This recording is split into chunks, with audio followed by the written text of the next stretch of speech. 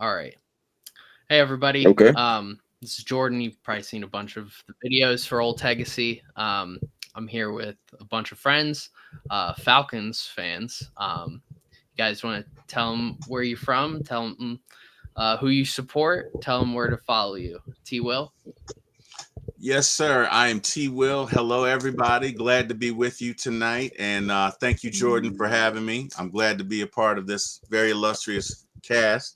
I'm T. Will of For My ATL Sports 1 on YouTube, as well as One Time for the Fan on YouTube as well. And that's where you can reach me. One Time for the Fan, we're typically there Sunday nights at 8, Wednesday nights at 8, Saturday morning at 9 ish. And for my ATL Sports, we don't have a particular time. We're all over the place. So, with that being said, Smitty, tell everybody. Of course, we all know Smitty 11K, but tell us where you're from, Smitty, and where we can reach you. I'm fresh out the ATL, man, born and bred. Yes, sir. Find me on Spinning Sports Machine on YouTube. Find me during the NFL season on YouTube with my homeboy Chris down below at the 95 North Sports Machine. We'll have shows on Tuesdays, Wednesdays, and Saturdays. The preview show is on Wednesday, post game on Sundays, and y'all see me posting out content during the season. Fan questions, top headlines, breaking news, all that good stuff. Yes, All sir. right, Yes, sir. Chris. Yes, sir, man. Hey, Chris Tipmore, man, A1 Forever Sports on YouTube. That's the platform. Born and bred in the ATL, just like Smitty was saying. And just like he was saying, he really illustrated everything for you guys. We have shows coming up, football season going on. Me and Jordan, we go way back, man, to the Utegacy days, really, before it was even called Utegacy. Happy to be a part of this illustrious panel, man. This is going to be fun right here. Can't wait. Now, anyone watching, you're probably wondering, why do I have a bunch of Falcons fans on this video? Right, right. Um, we are going to be discussing the Atlanta Falcons all-time team that I put together. So, if you've been following me for a while, if you know me personally, I've made all-time teams for over 10 years. It tends to be complicated for me. I tend to start an all-time team and think this could be better. I could find out a way to make this look better. I've had an Atlanta Falcons all-time team made for the last 10 years, but I just scratched that and I started over. And I think the way that I build all-time teams now, I think there's a better way of doing it. So, and I figured the best people to critique this or discuss this is Atlanta Falcons fans themselves. So Mhm. we're going to dive right in. First, I do want to say when it comes to building an all-time team, I look at 5 major factors. Projected stats is one of them. So normally in the past, I've done just regular stats. And to make this simple, there's 2 things. One, you can scan the QR code at the top left, and it'll take you right to the article that I've made. It's a little over a year old, and it'll say stuff about 2023 or 2022, but it still holds to now. But projected stats are the easiest way to compare eras. I know there's a lot of players who have played 100 years ago that need to be compared to players who are playing right now. It's kind of hard to do that. And statistically, this is a great way to do it. It's similar, if I can simplify it, think about when you're looking at the stock market and you're trying to project what the stock market will be at a certain point. Very similar. Or it's all math based. It's not about, there's nothing opinionated into this. Another thing, league leaders. In the past, I would completely ignore this. I think if you lead the league in receiving yards, you lead the league in catches in any given year, I think that's a very important milestone to look at. Hmm. When it comes to awards, I look at all the major awards. I won't look at Super Bowl MVPs because Super Bowl MVPs can be given to anyone if they have just one good game in their career. So you'll never see me talk about Tom Brady's Super Bowl MVPs awards. You'll never see me talking about Malcolm Smith's Super Bowl MVP award with the Seahawks. postseason success. In the past, I've just looked at Super Bowls. This is more looking at how successful was this player over their entire career, over at any point during the postseason, not just the Super Bowl. And this isn't statistics based. This is more about how they were able to help their team. Like you look at Julian Edelman, that's a prime example of someone who has had postseason success, and that elevates their career standards. And then finally, the fifth category, dominance to longevity ratio. This was something that I thought about for a while now. There's some players who play for a long time, but only have a couple good years, and those couple good years carry their whole career, statistically speaking. This is more how many good years. It doesn't have to be a great one. They don't need to have made the Pro Bowl or All Pro. How many good years have they had out of their whole career? So if you have 7 solid seasons where you're throwing for 3,500 yards, you got a 60 plus completion percentage, 25 plus touchdowns, the literal bare minimum for having a solid season, then you will be, that's considered a good season, and that'll be considered for your entire career. So that's my 5 major categories I look at when I'm analyzing an all-time team. And man, you got some things going on in here, brother. with that being said, we'll get into quarterbacks. So who do you guys, there's 3 quarterbacks on this all-time team. What 3 quarterbacks do you think are on this team? Hold on. Before you go, T. Will, I just got to put it out there for the fan base. This right here is definitely not a biased list. I, Smitty, nor T. Will did not compose anything with this list. This is completely Jordan, someone who is not a Falcons fan, even though he has a very nice Falcon jersey on right now. So this is not a bias, place. This is completely stats and everything like that. So this should be a very good list. This is going to be exciting. Let's do it. All right. So for me, I'm going to say Mr. Matthew Thomas Ryan, okay, Mr. Michael Vick, and Mr. Steve Bartkowski. That's my guess. That's Smitty, Chris, what say you? Go ahead, Smitty. What you got? I got the same 3. Ryan, Bartkowski, and Vic. Even though I should probably put Chris Miller in that conversation because he had a better career statistically passing as an Atlanta Falcon. But I'll take Mike Vick as my 3rd option. Well, I ain't gonna lie to you. We pretty much on the same accord, but for my 3rd quarterback, I am going Chris Miller. I'm not going Michael Vick. All right. Let's see what it was. Well, I will say before I get into this, all 4 of those quarterbacks that all 3 of you named were nominees when going into this. Mm-hmm. And the quarterbacks are it was pretty obvious.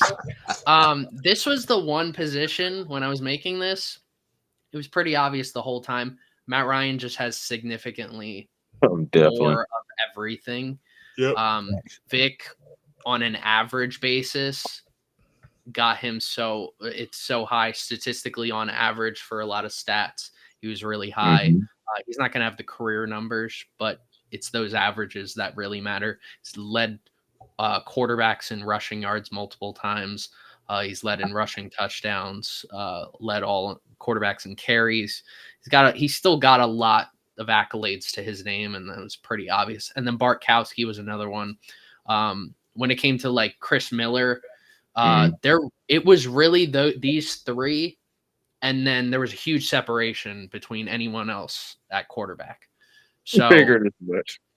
When putting this together, this was pretty obvious. And then on a really quick side note, I don't add head coaches to all-time teams or coaches at all because it depends on how you're building a team, who you want your head coach to be. If you're building a team from scratch, you might have a different head coach in mind. Or if you need a team to win a Super Bowl, you might have a completely different head coach in mind. Some franchises that might be different. And that's why I don't look at coaches. But anyways, getting back to quarterbacks, what do you guys think? Hey man, to be honest with you, it's really like you said, man, elementary. Honestly, I just wanted to shake up some things, maybe possibly see if Chris Miller could have got in there because I know, like overall, he definitely has more completions, yards, all that good stuff. But that you got to factor in that rushing and that electrifying factor by Michael Vick. So, hey man, I can't argue with it. And Mike Vick did some that Chris Miller didn't. He got to an NFC Championship game. So that was another reason why I picked Vic. Mm-hmm. So when I'm looking at my spreadsheet, the way I do this, I have a spreadsheet that averages out all 5 of those categories, and there were 9 quarterbacks who were nominees for just being on this team at all. Matt Ryan, Steve Bartkowski, Chris Miller. I'm going to probably name some quarterbacks you might not like, but Chris Miller, Chris Chandler, Michael Vick, Jeff George, Bob Berry, Bob Hibbert, and Randy Johnson. Those were all the quarterbacks that they might have had one good season, but that's why they were a nominee in the first place. It was Matt Ryan, then it was Michael Vick, then it was Steve Bartkowski. Very short behind was Chris Chandler at 4. I could see and then that. after Chris Miller was 6th out of those 9. Wow. Yes. So 6. There was a big gap, I would say, after Chris Chandler at 4. Chris Chandler probably had the highest chance of someone not on this list. But yeah, he started Super Bowl, so I get it. Yeah, definitely. And he put up solid numbers too. So yeah, I could see that. All right, so now we've got our quarterbacks. We got Matt Ryan under center. Matt, number 1.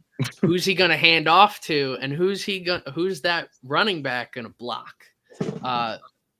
We got running backs and fullbacks. So we got 4 running backs, 2 fullbacks. I know a lot of teams don't use multiple fullbacks, but whenever I'm making an all-time team, I always use 2 fullbacks because there's the occasional package that might utilize 2 fullbacks. So who do you think's the running backs and who do you think's the fullbacks?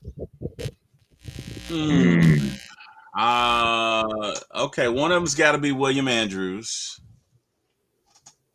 The other, honestly, you got to list him as a fullback. William Andrews. All right. When I will say this, at one point. Even though a lot of players that were listed as fullback, I am counting as running backs. The fullback position for all-time teams are going to be majorly blockers. They may not have run a ton in their careers, but they were also really good at blocking and lead blocking for running backs. So if you do have, it's like Jim Brown, for example, he's going to get listed as fullback in all career stats.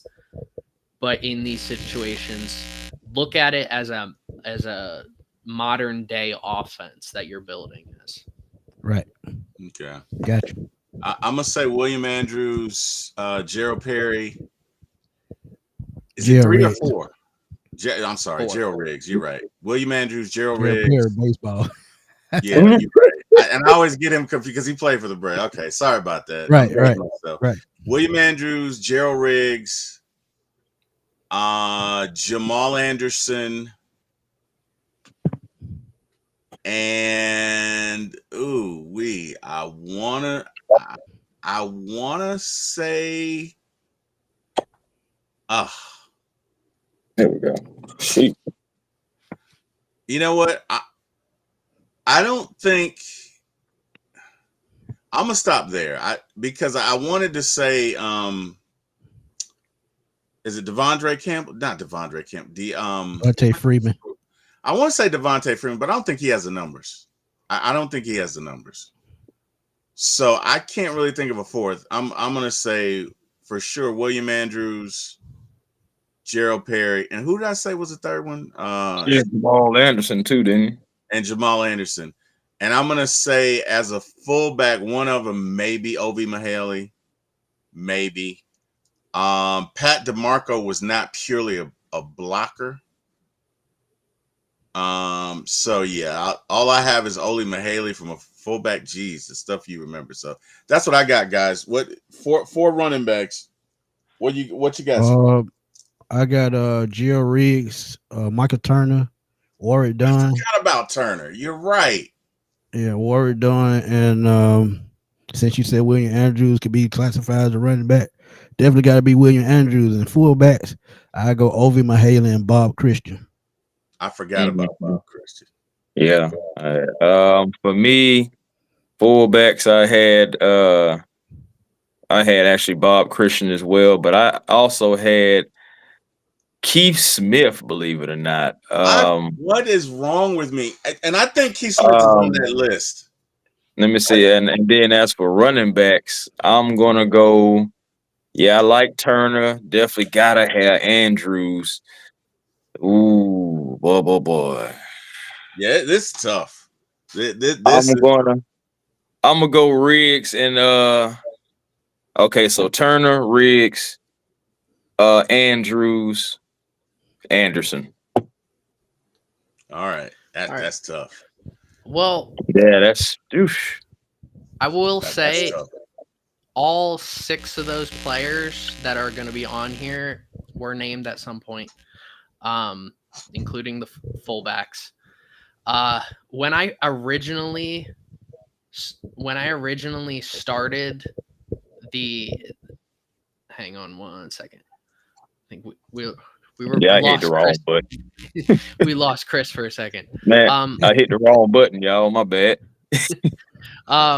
When I first started building my all-time team for the Falcons 10 years ago, I had Gerald Riggs number 1.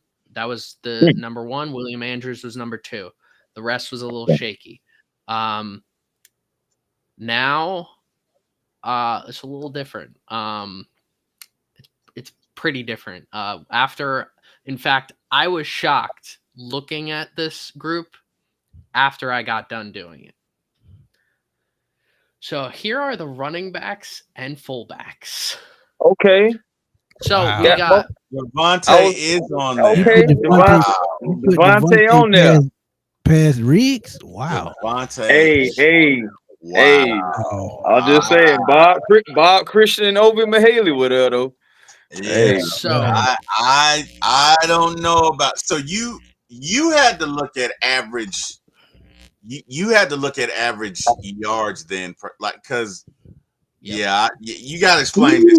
Devontae. Let's talk about it. So all right, when I look at stats, I look at the overall projected stats category. Okay. Everything's projected to now, but it's your career numbers, your by season numbers, your by game numbers, and your by touch numbers.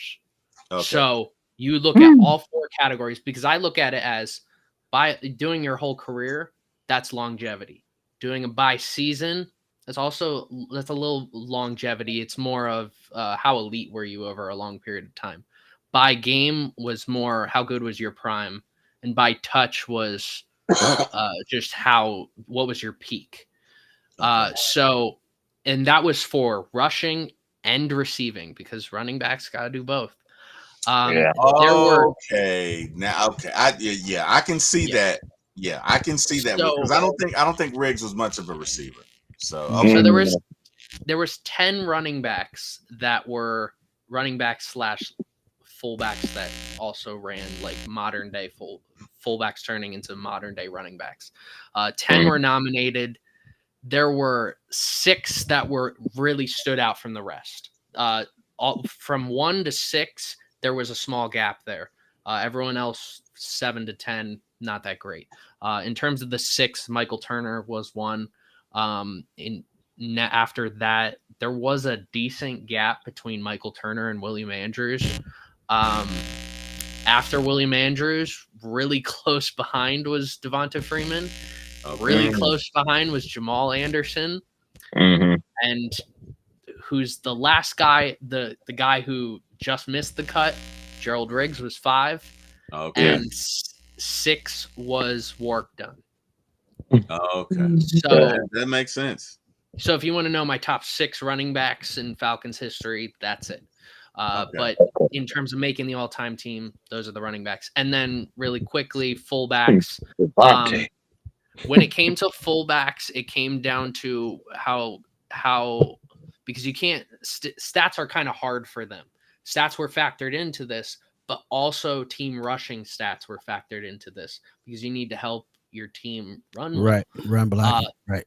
Bob Christian, way ahead of any other fullback in Falcons history. Of course. Yeah, solid receiver. Yes.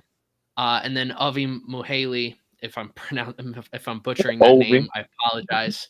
But also, he was the clear and obvious 2. These 2 were clear-cut, obvious fullback 1 and fullback 2. Right. Yeah, man. I had to throw Keith in there, man. Shout out to Keith, man. You know, appreciate you for all the things you did. How far was Keith? Like, was Keith on the? He probably wouldn't even on there for real. He was a nominee. There's not many fullbacks to really choose from because when it came down to it, looking at modern day fullbacks, you can really only go to the 90s.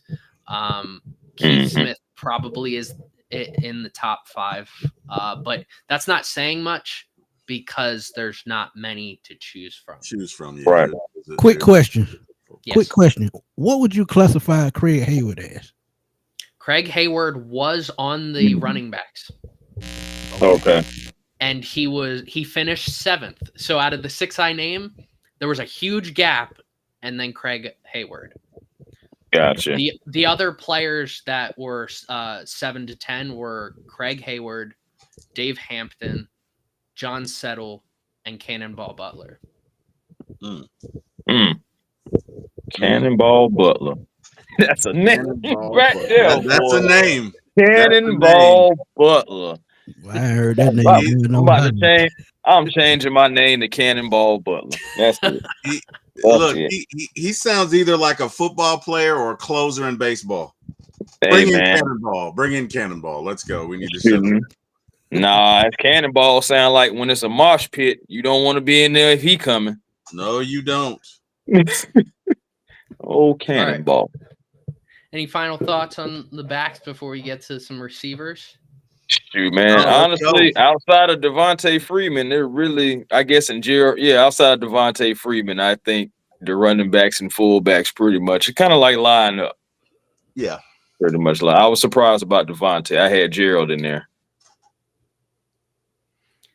Yeah, I mean, I'm an avid hater of Devontae Freeman. I like Tevin Coleman more than him.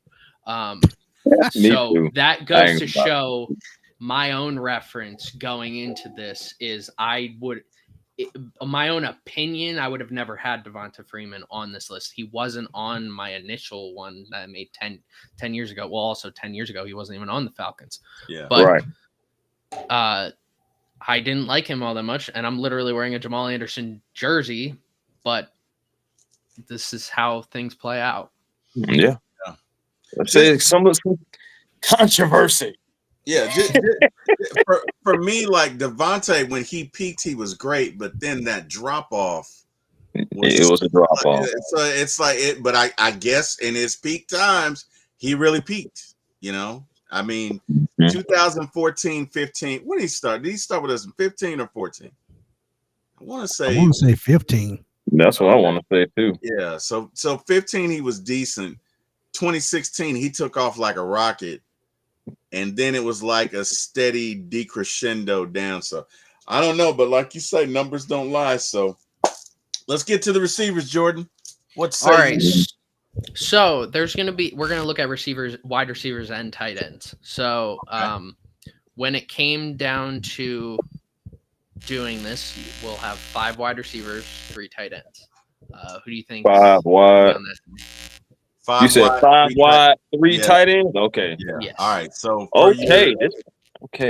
It's gonna be so for your tight ends, for me, it's gotta be Algie Crumpler, Tony Gonzalez. I don't know that Kyle Pitts has gotten there, even though he's been Junior Miller would be my third. I would say Junior Miller as well. I would agree with that. And then receivers, you gotta have Roddy White Obviously, Mr. Julio Jones, Mr. Andre Bad Moon Rising. For 3, and then now it gets interesting. I don't know that Terrence Mathis had the numbers. He was a decent receiver. I don't know that he had the numbers. I'm gonna say Alfred Jenkins from way back in the 70s. Maybe Billy White Shoes Johnson. Although I don't know that he was with the Falcons long enough, but those are my top 5. So again, like for receivers, for me, obviously Julio, Roddy, Andre Bad Moon Rising, Alfred Jenkins, and Billy White Shoes Johnson. For tight ends, I agree with Smitty. It's gonna be Junior Miller, Algie Crumpler, and Tony Gonzalez. That's me. Smitty, what you got? Yeah, I'm going wide receiver. I'm going Julio, Roddy, Andre Rison, Terrence Mathis, and Alfred Jenkins, and the same 3 tight ends: Junior Miller, Tony Gonzalez, and y'all know who the other one is. Okay. Dang, man. Oh, all right, man. Okay. Before Chris talks, before go Chris ahead. says anything, Chris might already know the tight ends, because I had a huge debate while I was making this with our Panthers administrator Austin. If he's watching, he knows this conversation we had. Shout out to Austin, man. So I don't think Chris should say the tight ends, because he probably already knows. Because me and a Panthers and Austin had an issue with who was the number 1 and who was number 2, and when I went to ask Chris, I was like, "What do you think about this?" And Chris gave his own opinions. That one was better than the other, to say the very least. Yeah, I mean, I can do wide receivers, man. I can do wide receivers because I do have an idea of definitely at least who 2 of them are, and definitely if I remember that conversation correctly, I probably do know the 3rd one. So in all fairness, I will just do the wide receivers. That's 5, correct? Yep. Yeah. Okay. 5 wide receivers. I'm going Julio, Roddy, of course. I'm putting Terrence Mathis in there. Shoot, man, that's one of the guys that got me into like Falcon wide receivers. I mean, I was at the tail end of pretty much like Michael Hayes or whatnot. I was at the tail end of that. I kind of was introduced to Terrence. So I'm going Terrence. I'm going Andre Rison. And okay. I think I'm gonna go Alfred Jenkins. I think I'm going Julio, Roddy, Terrence, Alfred, Andre. Yeah, that's where I'm going. All right. What you got? Only because I feel like Calvin Ridley was not a Falcon long enough. Nope. So what we got? Okay. I thought about that one. Jimmy. Hey, so real quick, shout out to Jordan, because I would have got every last one of these correct. Yeah, I sure would have. So, all right, really quickly, I want to say something absolutely wild when I was doing this. So if I only base this entire team off of stats, Andre Rison would be the number 1 wide receiver.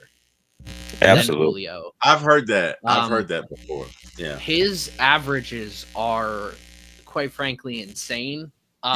Over such a short period of time, and he did so much. He single-handedly put himself into that top 3 conversation because of what he did statistically. But overall, when it came down to rankings off those 5 categories, Julio was clear-cut number 1. There's a huge gap between him and Roddy White. It was, I mean, Julio's average ranking was 1.53.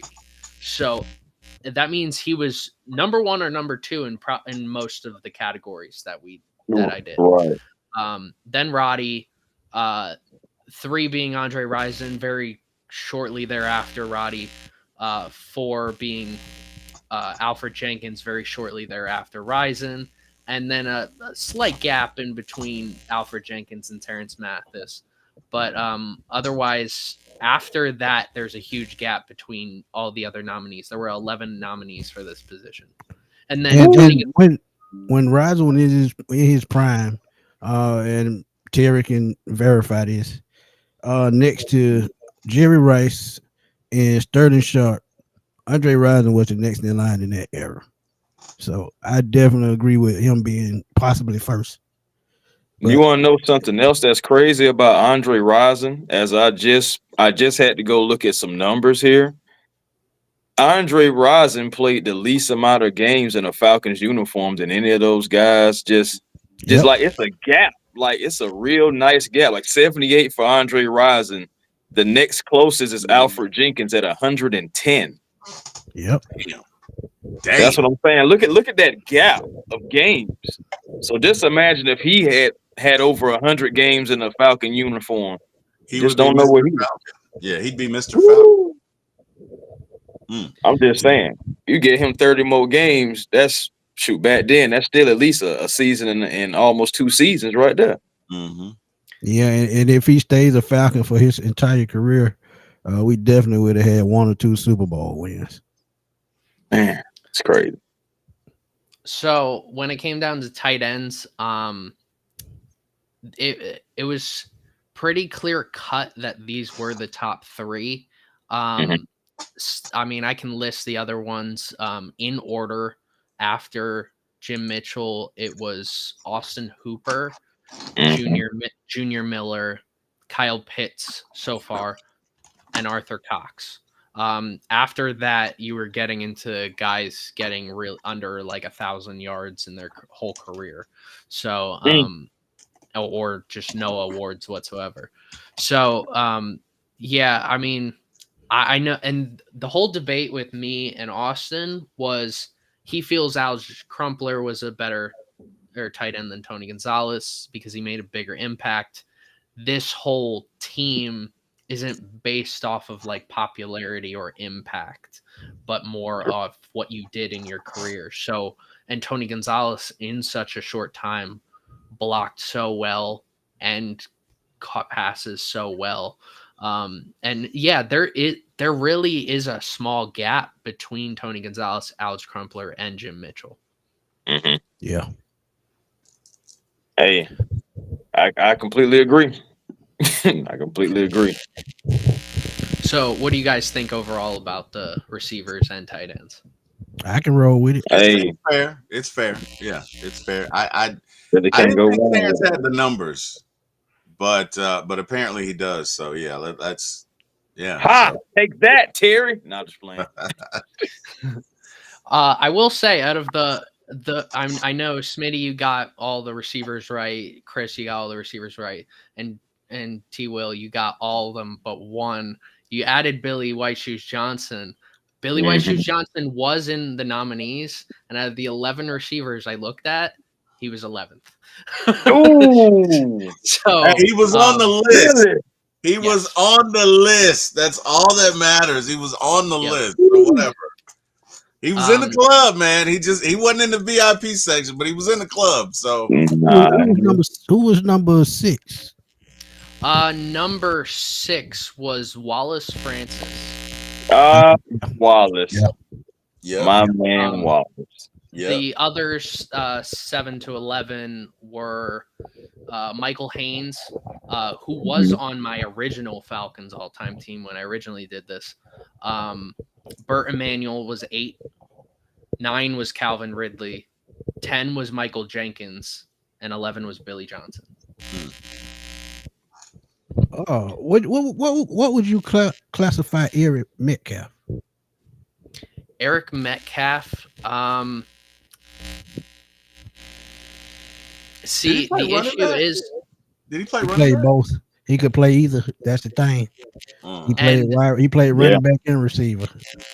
And that's where players like, all right, for example, someone like him and Lenny Moore, for example, guys who played running back and receiver, it might hurt them trying to make this list because I am comparing their overall stats, and they just might not have the averages to even compete with any of these guys. Right, because he only averaged like 7-8 yards a catch. So yeah, I get it. Yeah. So next is the big guys up front, offensive line. I mean, we can go into predictions for everything, but I got 4 offensive tackles, 4 offensive guards, 2 centers. If you want to just name the starting 5, you can, but that's completely up to you.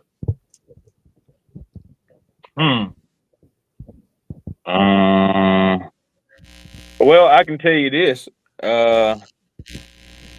Hold on, Dan. You said how many centers you said?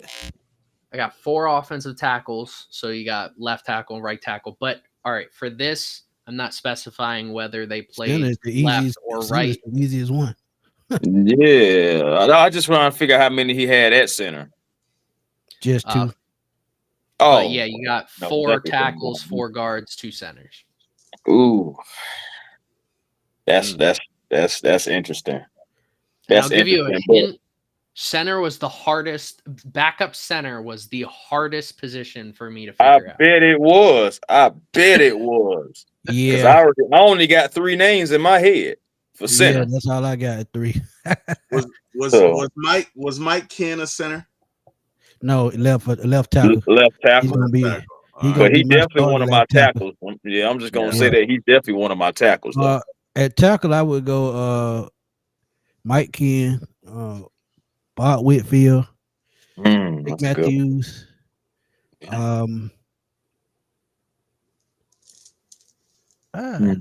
Everybody else before my time. Is Jake on that list? Is Jake on that list? Yeah, he said Jake. Yeah, I said Jake. The only other guy I can think of is Sam Baker, even though he was injured a lot. Was Tommy Nobles a tackle or a guard? Tommy Nobles was a linebacker. He played a little center too, but primarily linebacker. Okay, I thought he had played some center. Okay. The only center that I can think, well, it's plenty I can think of. I can think of Mud Duck is one. He played the longest. So I would say, and I hate to say this because Alex Mack had a damn good career in Atlanta, but I would go Jeff Van Note at center and Todd McClure at center.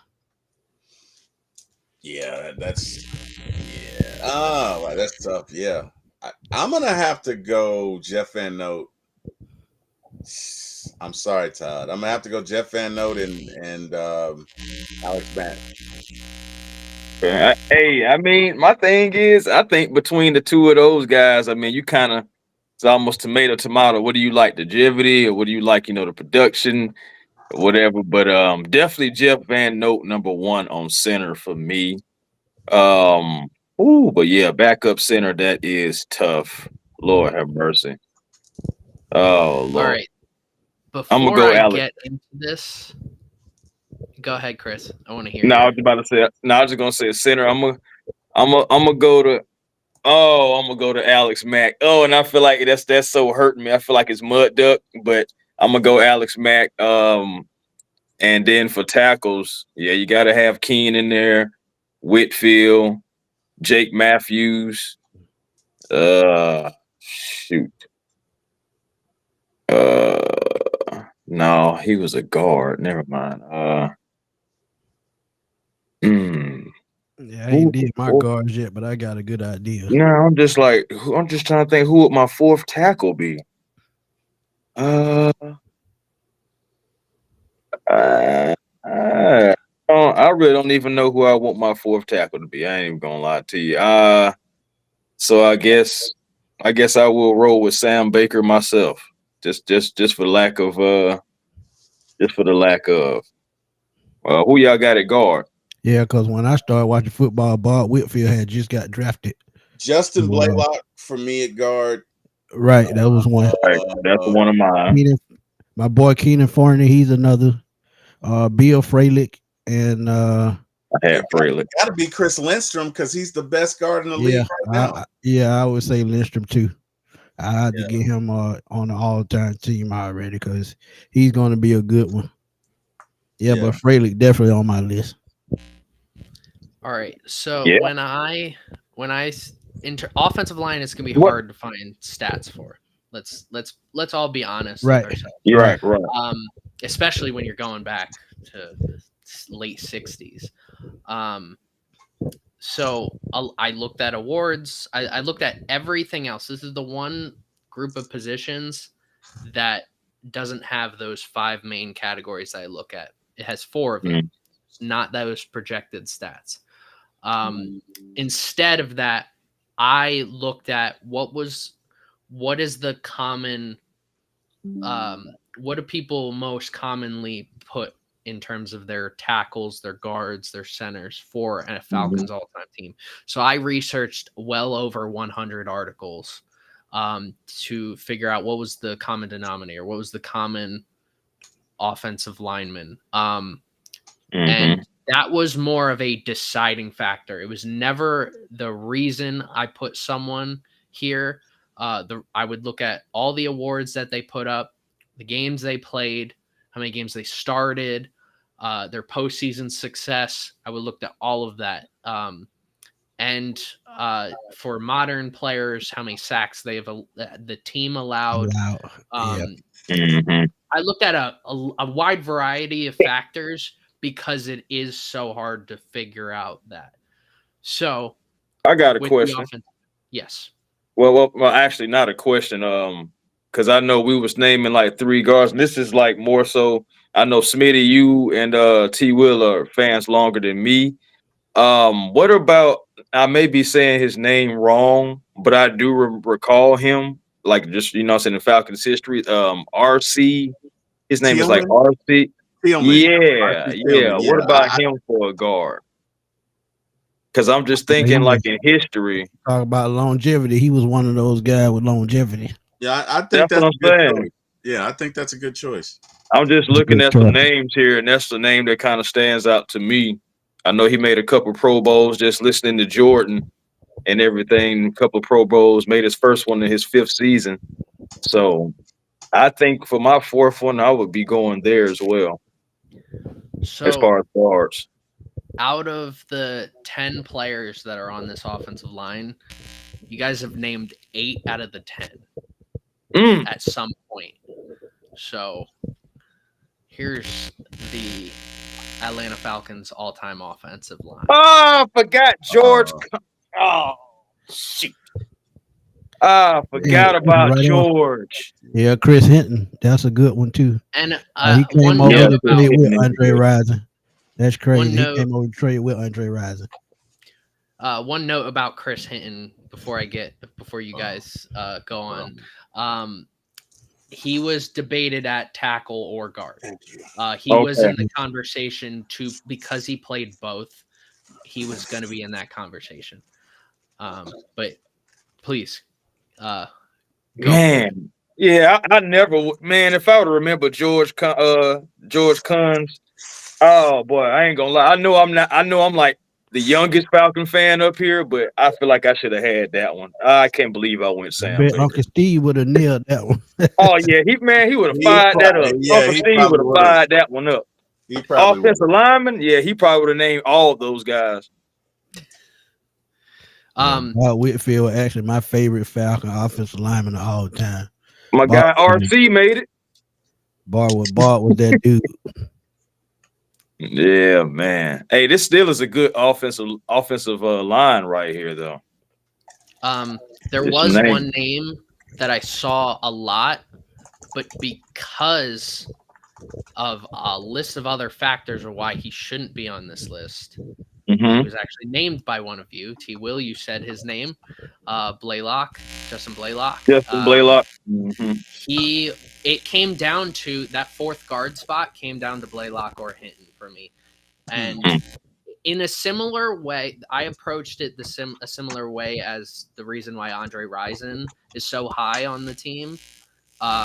Because Hinton had such a great career in such a short time that Blaylock was never Blaylock was solid for a long time, and that was really it. In terms of what he could do for this team. Man, I can respect that. Hey, I mean, I know he definitely was a guy who you could depend on over the years. You know, Justin Blaylock was, and I think that's another reason why I had gave it to him. But I can understand that though. Yeah, I can still go with Chris Hinton. I still can't believe I missed that. George Cons. I just went blank with that one because I done heard him. I done actually watched film on him, so I knew I should have knew that one. Yeah. Feel bad, Schmitty. Feel bad. No. Wow. Wow. Oh, hey, man, you know, got to liven it up in here, man. Wow. All right. Hey, man, this list is going good, though. This is wait till we get to the defense. Oh, I can only imagine what's about to happen. Yeah, I mean, when it came down to, this is the whole offense. This is the Falcons' all-time offense. Really quickly, any specific player you feel like should have been added to this team? Like I said, man, Keenan Forney, man, he was a force for a long time. And anybody that blocked for Michael Vick, period, could have been on this list because you had to be super athletic to move around the field, just keep blocking for him. And I've heard that 1,000 times from a couple of players. But yeah, I would put Forney on that guard list. I'd say Todd McClure. Yeah. Yeah, I can understand that. He was nasty. Who else? Because it was two of them on that team. They were real nasty. What's my man name? He used to was it Harley? Joe Harley? What's his name? No, I'm thinking about somebody else. I'm thinking about somebody league yet. He was real nasty. I'm actually thinking about somebody who's not even a football player. Yeah, that's crazy. What my man name is, because they used to, I can see him, but I can't say his name. Man, see, this is what I need to chat right here. Anybody in the chat got that name? Man, what? I'm gonna say Todd McClure. I can't think of his name, but they were together on the same deep offensive line, and they would hold on. They would extend plays, shall we say? So, you know, every now and then they may be accused of playing past the whistle, like they would block and block. Was it Matt Lear? No, Harvey Dahl. Yeah. Harvey Dahl. It could have been. Yeah, it could have been.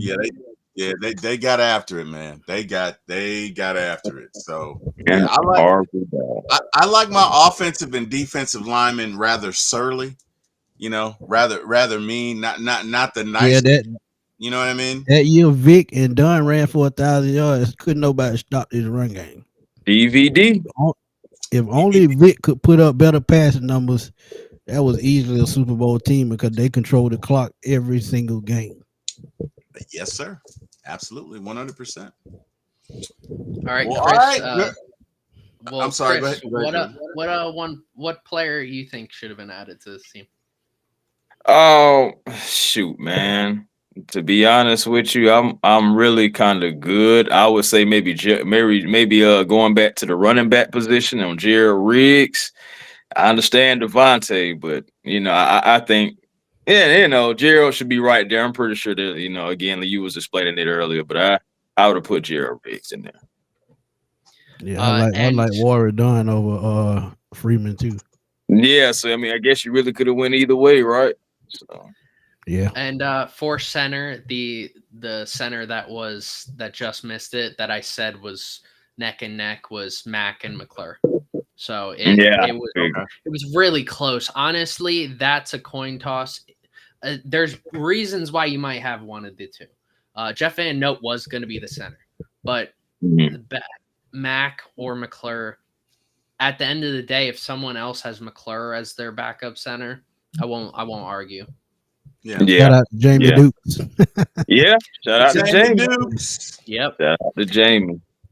He was also one of the nominees. I won't get into the nominees because there was a lot that I went Oh over. yeah. Oh, for that one, Take yeah. all day. Yep. Yeah. But we will get into some defense. So let me really quick. I don't remember if edge rushers or interior defensive linemen are next. Interior defensive linemen is next. It is? Yeah, 6 of them. Yeah. 6 Okay. interiors, 4 edges, 4 off-ball linebackers, 5 cornerbacks, and 4 safeties. Oh, wait. Oh, Yep, that was yep, what I yep. gave. All right, that's the list I gave you guys. But Mhm. next is edge rushers. Okay. Edge rushers. There are That's cool. 4. There are That's 4 easy. edge rushers. That's easy. Oh, Who do you think? I go start off. I got to go Claude Humphrey. That's my dude. That's one. Yeah. Chuck Smith. Yep. That's two. John Abraham. Yep. That's three. Let's see. It's 4 is up. It's up in the album. I go Patrick Kearney, number 4. I agree with everything he said. I agree with everything he said. Really, what can I say? Vic Beasley. Not just playing. I'm playing. I'm joking. Ah! I just had wow. to, yeah, Oh, man. wow. Just had to, Cut his mic off. Joking Somebody there. cut his mic off. No, no, man, y'all chill. No, but I'm definitely going Pat Kearney, man, as well. I used to be a big fan of Pat Kearney. Used to love what he used to bring to the Atlanta Falcons. I feel like he was an underrated guy who used to get to the quarterback, man. So yeah, I can go for those 4, 1, 2, 3, and 4. Yeah, 1,000%, especially Claude Humphrey. Yeah. So if I reiterate the 5 main, all right, if I reiterate the top 5 reasons I'll look at a player, I'll reiterate them. Projected stats, league leaders, awards, postseason success, dominance to longevity ratio. You guys want to throw any other name possibly in there? Yeah, hold on. You know what? I'm bold, man. I throw Vic Beasley in there because he's still top 5 all the time in sacks. Yeah, and he did have a season with 15 and a half. I'm not gonna reward that. I'm not gonna throw Beasley. I'm not doing that. We have not arrived at that day and time where I would do that. And no disrespect to him, but I don't think he wanted to be here. And once what's his name left from the 2016 team left, he just checked out. And even if he is on the list, I'm not gonna say it. Hold on, real quick. How many is it like defensive tackles too? Like how many is defensive tackles is it? So 6. Okay. Interior defense. So it's interior defensive lineman. So if you're in I looked at this. If you're in a 3-4 defense and you're a defensive end, defensive tackle, you're in an interior defensive lineman. Now, if you were a 3-4 D end and a 4-3 D end, then you were considered for both edge rusher and interior defensive lineman. Okay. Okay. So but all the edge rushers are mostly edge rushers. Okay. So interior. Y'all got somebody to add to the edge? I don't know. We probably should, but I don't. What about well, nah, dang, he was a defensive tackle. Never mind. Not so. So, all right, the next slide won't include interior defensive lineman. That'll be the slide after. Okay. So edges, interior defensive lineman. That's tough. All right. Yeah, it really is. So, for edge rushers, you guys said at one point 3 of the 4. There was one you missed. Everybody one you joked about too. Oh my god. Oh wow. Yeah. Oh wow. Oh man. If Jack were here, he'd have the sound. Wow! And see, I was just bullshitting. Man, Jack might call a penalty on you, Jordan. Gee, oh shit. Oh, hey, I forgot about John Zook, but I thought he was a defense. Well, I mean, you did just say, yeah, you did. Okay, all right. Yeah. That's the whole point of you saying that. Yeah, Vic Beasley, I told y'all. Hey, I said Vic, man, but I was just trying to throw him out there, man. But dang, he really on the list. But hey, so wait a minute. I for all those who shout out to Tidy and all them, for all those who had that conversation about Vic Beasley, whether he was a bust or not. Vic Beasley is on this all-time Falcons list. I don't think he was a bust. He was just played out of place. And when you I demand a recount. I demand a recount. Hold up. Is there a challenge flag? Let me throw a challenge flag. Okay. All right. Wow. Wow. Yeah, I knew Abe and Claude was gonna be there because I knew Claude was gonna be there. Yeah, definitely. That was the first name I thought number of one. Making this list. Yeah, Claude number one. I knew Abraham was gonna be there. I forgot about John. So I'm guessing Patrick Kerner number 5. Yeah. He's probably like number 6. So I didn't do like averages like before, but it was more head to head. I looked at everything to see who's better. Chuck Smith was one of them, and Kearney. Yeah. It was more Chuck Smith though versus Vic Beasley for that 4 spot. And it ultimately came down to that one season that Vic Beasley had. Yeah. Right. In defense for Vic Beasley, he's got the averages. He's got all the averages you need because of that one season. That one season, he got awards. He led the league in sacks. And that's more than a lot of other players after these top 3 can say. Yeah. So think about this too. Think about this too. Since he left, what Falcons have had 8 sacks in the season since? That's what I'm saying. Well, the Falcons, they're. I would say this is the one category where there's a dearth of talent because you just haven't had that many edge rushers that were that good.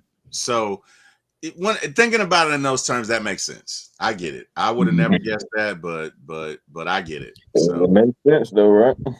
No, it does. It does. When sense. I looked at projected sack totals. Already Humphrey is one of the best, but even projected to now, it just increases a lot. Humphrey was the clear and obvious number 1 edge rusher.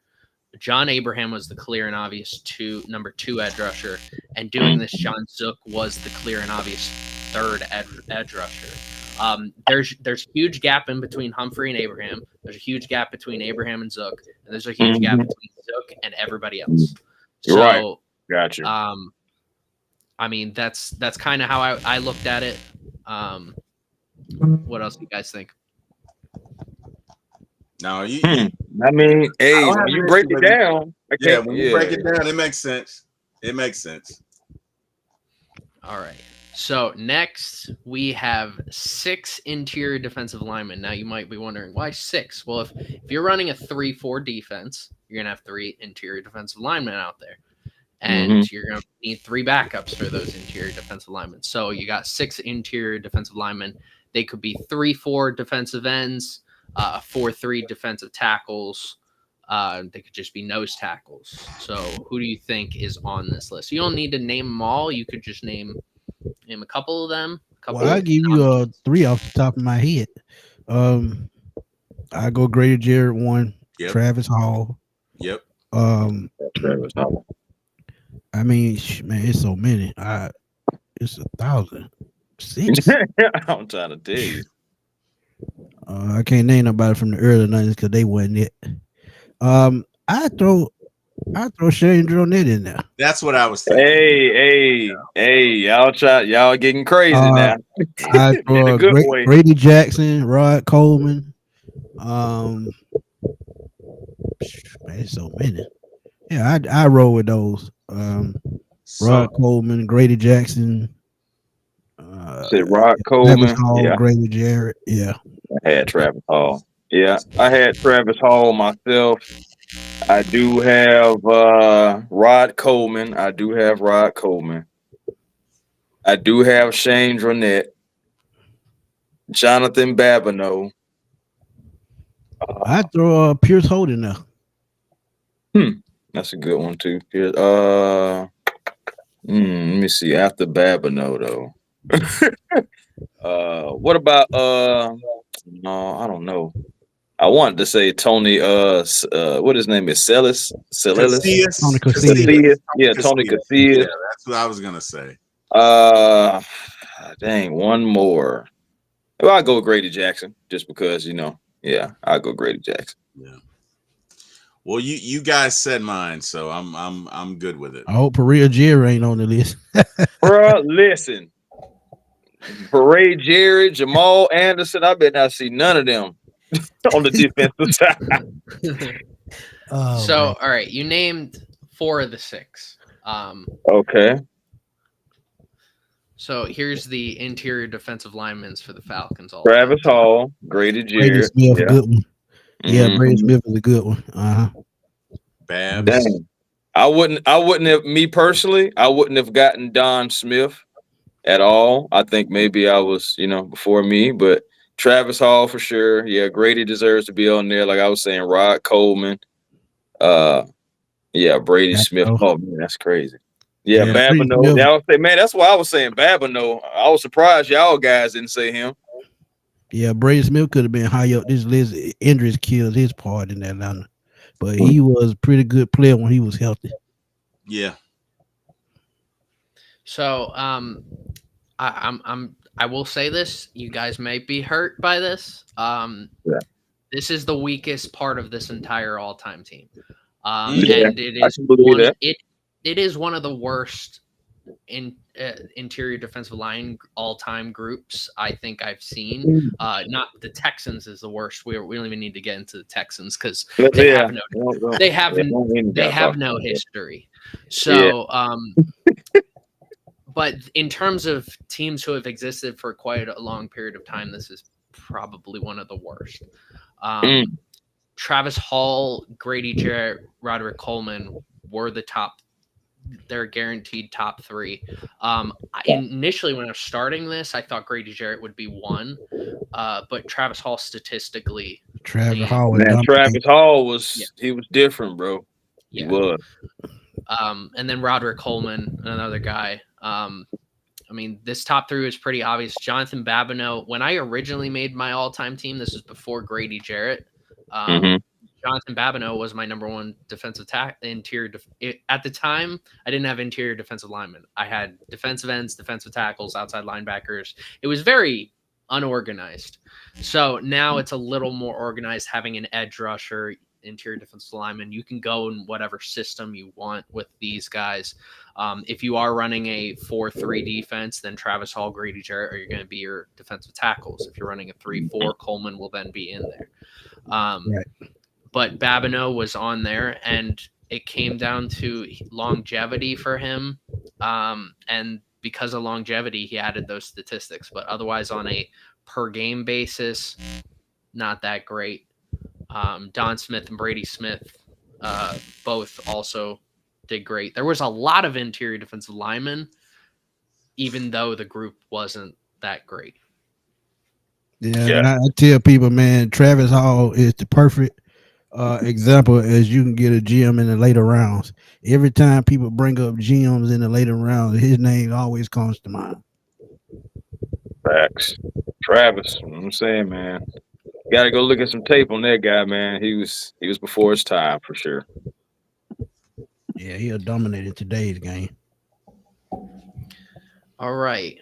So next is the linebacking group. So I don't remember what number I think I gave you guys 4.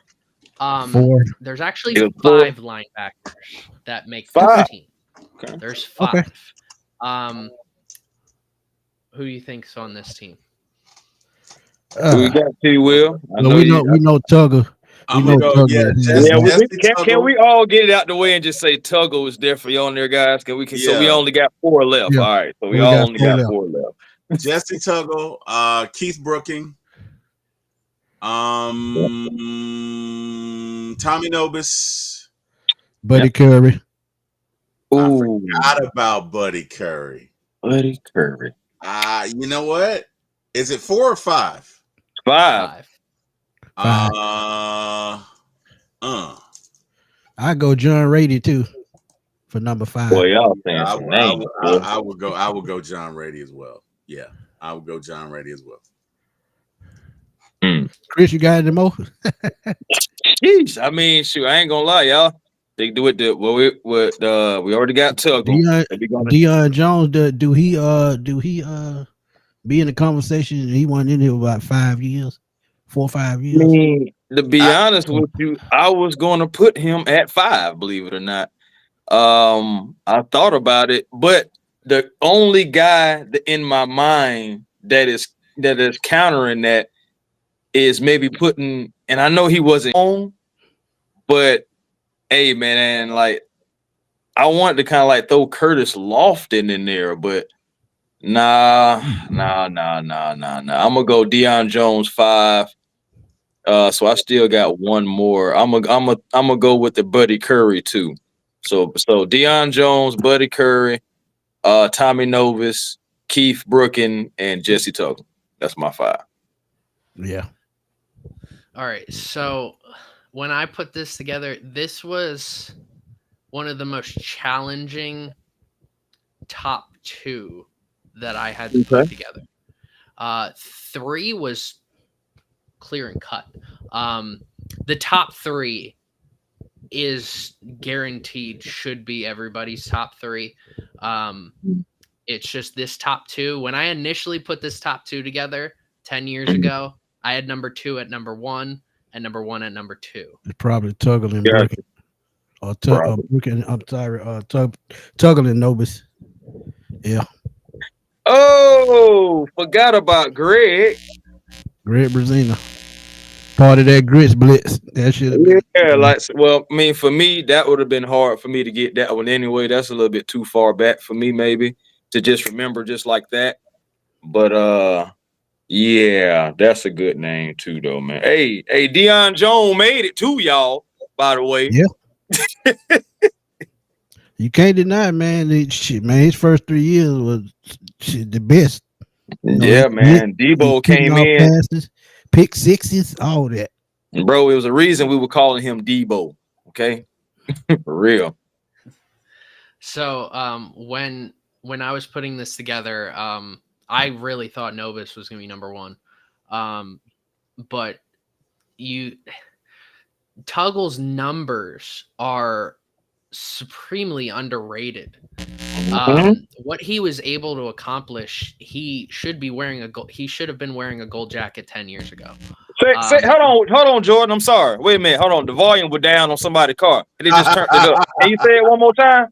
He should have been wearing a gold jacket 10 years ago. Oh, I thought that's what he said. I know everybody. I'm sure I know a lot of Falcons fans say Tommy Nobis for the Hall of Fame, and I understand it. I completely get it.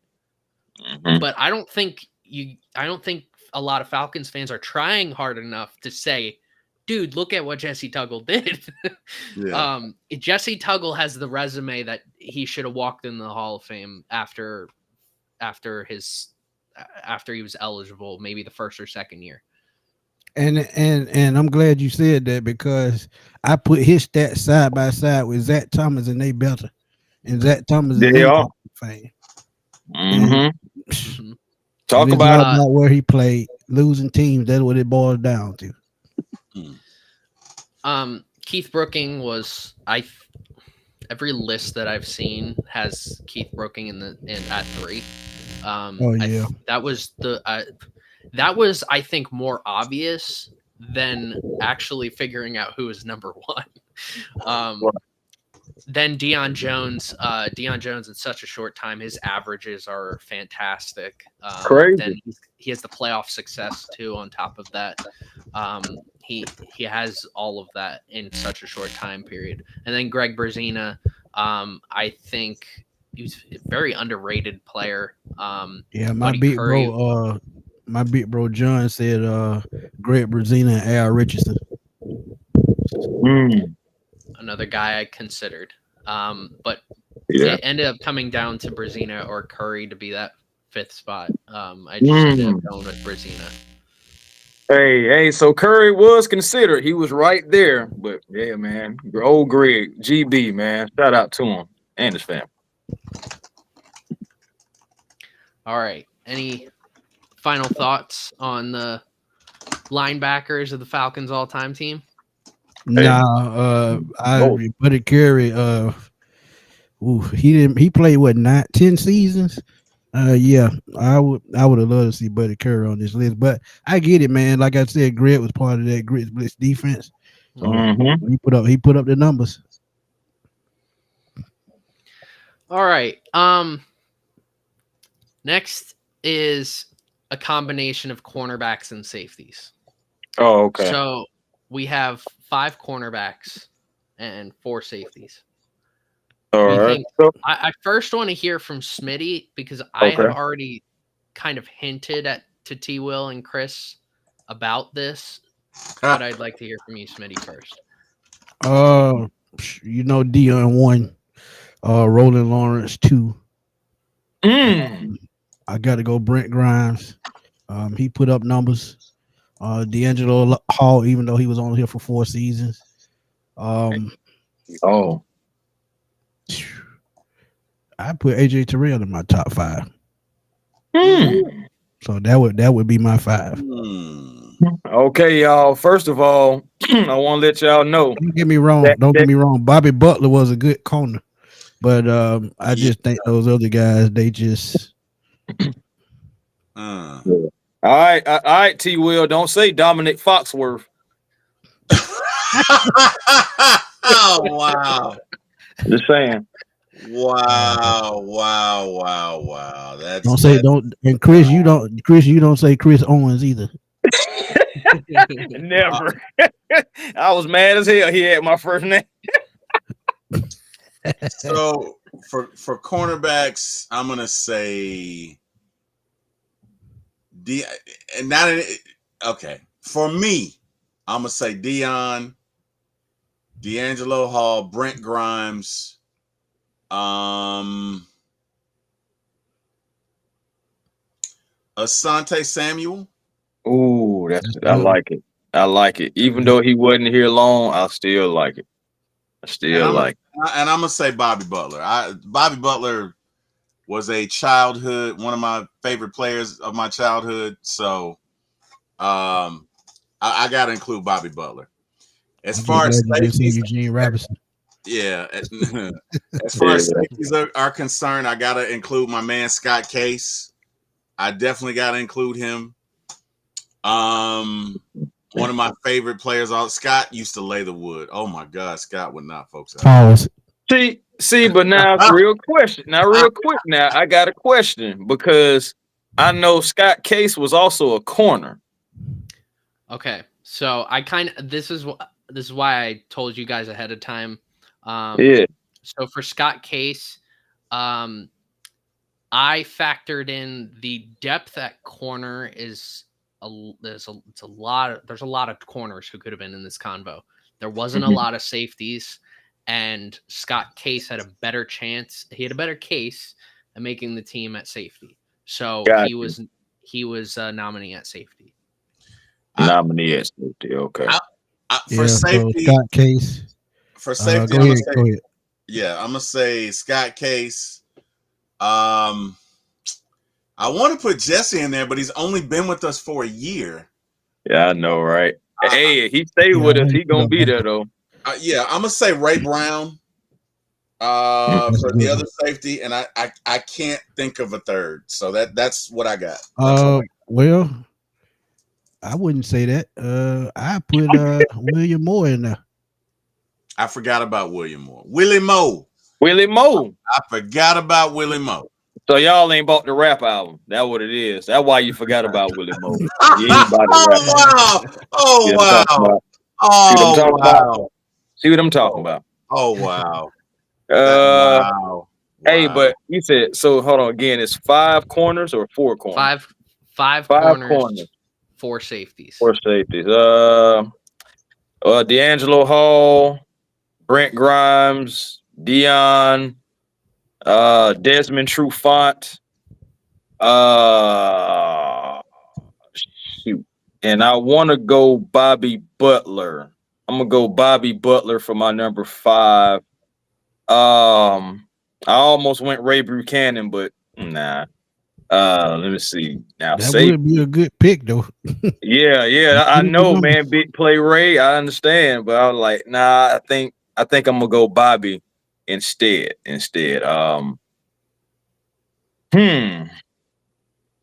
William Moore for sure. Scott Case. Can we say Ricardo Allen? Maybe. I thought about him. I thought about him, and he may be on there, but I didn't have the stones to do it. So I thought, I'm gonna throw him on there, man, just to give him an honorable mention at least. Man, you said it's a 4th one. Scott Cage. You can put Deku on there if you want to. Absolutely not. His drop off was so, bro. His drop off was severe. Oh man. I mean, I don't know. You guys can put him on there. I'm not. You got to think too, though. That damn Deku. A lot of his interception was on tip passes, so it wasn't no surprise. But that I give up on the safeties. Shoot, man, I'm going Jesse Bates. Forget it. Matter of fact, I know 3 and 4: Jesse Bates and Justin Simmons. There we go. Now, all right.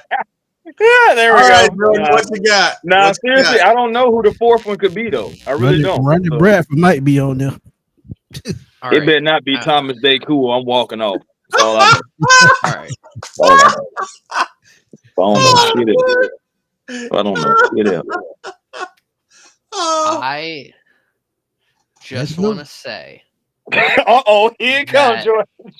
That and this is something I told T. Will and Chris before. It was like a hint at when I was making this. I thought this team was going to go one way, and it went the other way with this position. Right. I think I guess when you look at this, think with an open mind instead of what's popular, because there's one name that's not where they should be. Okay. Okay. So here's the secondary for the all-time team. Let's see what we got. Wow. Kennedy is on there. I feel something like I'm such a fool. What the fuck? Wow. Oh, wow. Thomas Deku is on there. Oh, my God. Wow. Oh, my God. Oh, wow. Oh, wow. All right. So, hey, Jordan, we got to talk about Mr. Roland Lawrence and Mr. Deion Sanders, because I know there are Falcon fans out there like, man, you can't be mad. Roland Lawrence was a turnover machine. You can't be mad at that. Yes. I'm not mad at it, but I'm not mad at Roland at all. The only thing I'm tripping about is Thomas freaking Deku. Them little tip drills matter. I tried to tell you. I don't want to hear that shit. Smitty. All right. So Thomas Deku used to just irk my nerves, man. I just feel like he was just such the luckiest safety in the world to me back then. I was just like, bruh, man. I gotta take Brent Grimes over Trufant though. I'm sorry. I told you True was on there. No, he was a decent corner, but Brent Grimes just had a whole different demeanor, a whole different dog in him, man. Yeah, I like Brent Grimes a lot. So, all right, let's break down corners. Dang, first. Ray Buchanan was on there. I should have known though. Big Should've play, known. Ray. Yeah. Yeah, play, yeah. Ray. I'm just saying, Jeopardy and everything. Stats. Yeah. Hey. When it came down to averages, Roland Lawrence was it projected to today. Roland Mhm. Lawrence is statistically better than Deion Sanders, even on an Yep. average basis. So he Mhm. has the career accolades and the averages. Deion has the awards. That's Yeah. why he's even in the conversation for the number one spot. But even then, Roland Lawrence's average ranking was 1.925 out of the 10 corners that I looked at that were nominees. There were 10 corners that were nominees, and he averaged 1.925. That means he was either one or two, maybe even three for every single category that I looked at. There is a pretty solid gap. It's not a huge gap, but solid gap between Lawrence and Deion. Deion and Buchanan are actually Deion Sanders is closer to cornerback 3 than he is cornerback 1. I can believe that. There's such a small gap, very small gap. Deion's average ranking was 2.55, while Ray Buchanan's was 2.625. See what I'm saying? Right there. Those top 3 corners were the clear cut and obvious ones. After that, it's really close. AJ Terrell had to be on this nominee group because of what he's accomplished in the short time. The issue is he's only played a very short time, so he was ranked 10 out of the 10 corners that I looked at. That makes sense. Brent Grimes, a guy who I originally had on my all-time team 10 years ago. He was corner 9. And a lot of it had to do with he couldn't stay on the field that long. He has the statistical averages, doesn't have the career numbers, and he doesn't have the awards to compete with these top guys.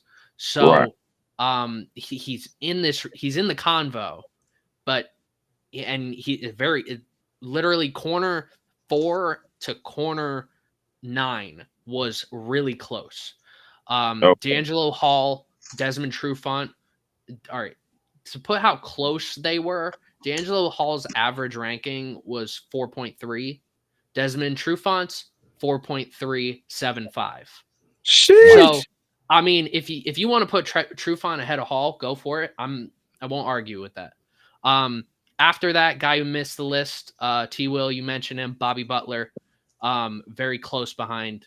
I put Bobby in there too, man. I put Bobby in there over Ray Buchanan, and come to find out. The other 2 corners, Ken Reeves and then Kenny Johnson. So, when it came to corners, clear cut 3 in some order. After that, good argument for everybody else. When it came down to safeties, there's a clear cut number 1. Scott Case easily. But it's actually a lot closer than I thought it would be. So the top 3 safeties are clear cut. As even though you might not like Deku, he has the argument, he has the case, he has the accolades, he has the playoff success. Him and William Moore. William Moore and Deku, they were so close every single time. Every single time I looked at this, one went over the other. And I ended up just going William Moore at 2, Deku at 3, and then Tom Pridemore at 4. Really close behind, which is the only real safety that had another argument. Ray Brown was an argument, but he wasn't as close as this guy, which nobody mentioned him. Keanu Neal. Wow. He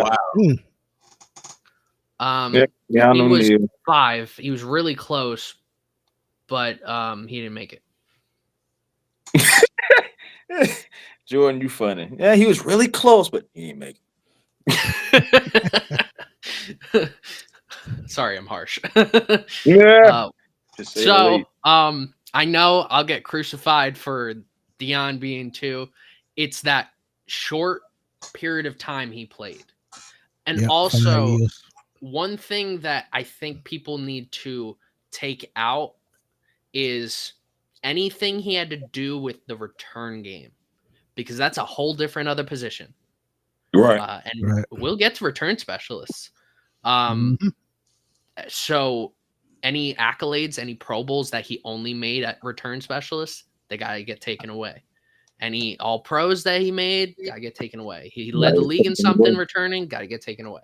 So, yeah, Roland Lawrence has, he's clear cut number one.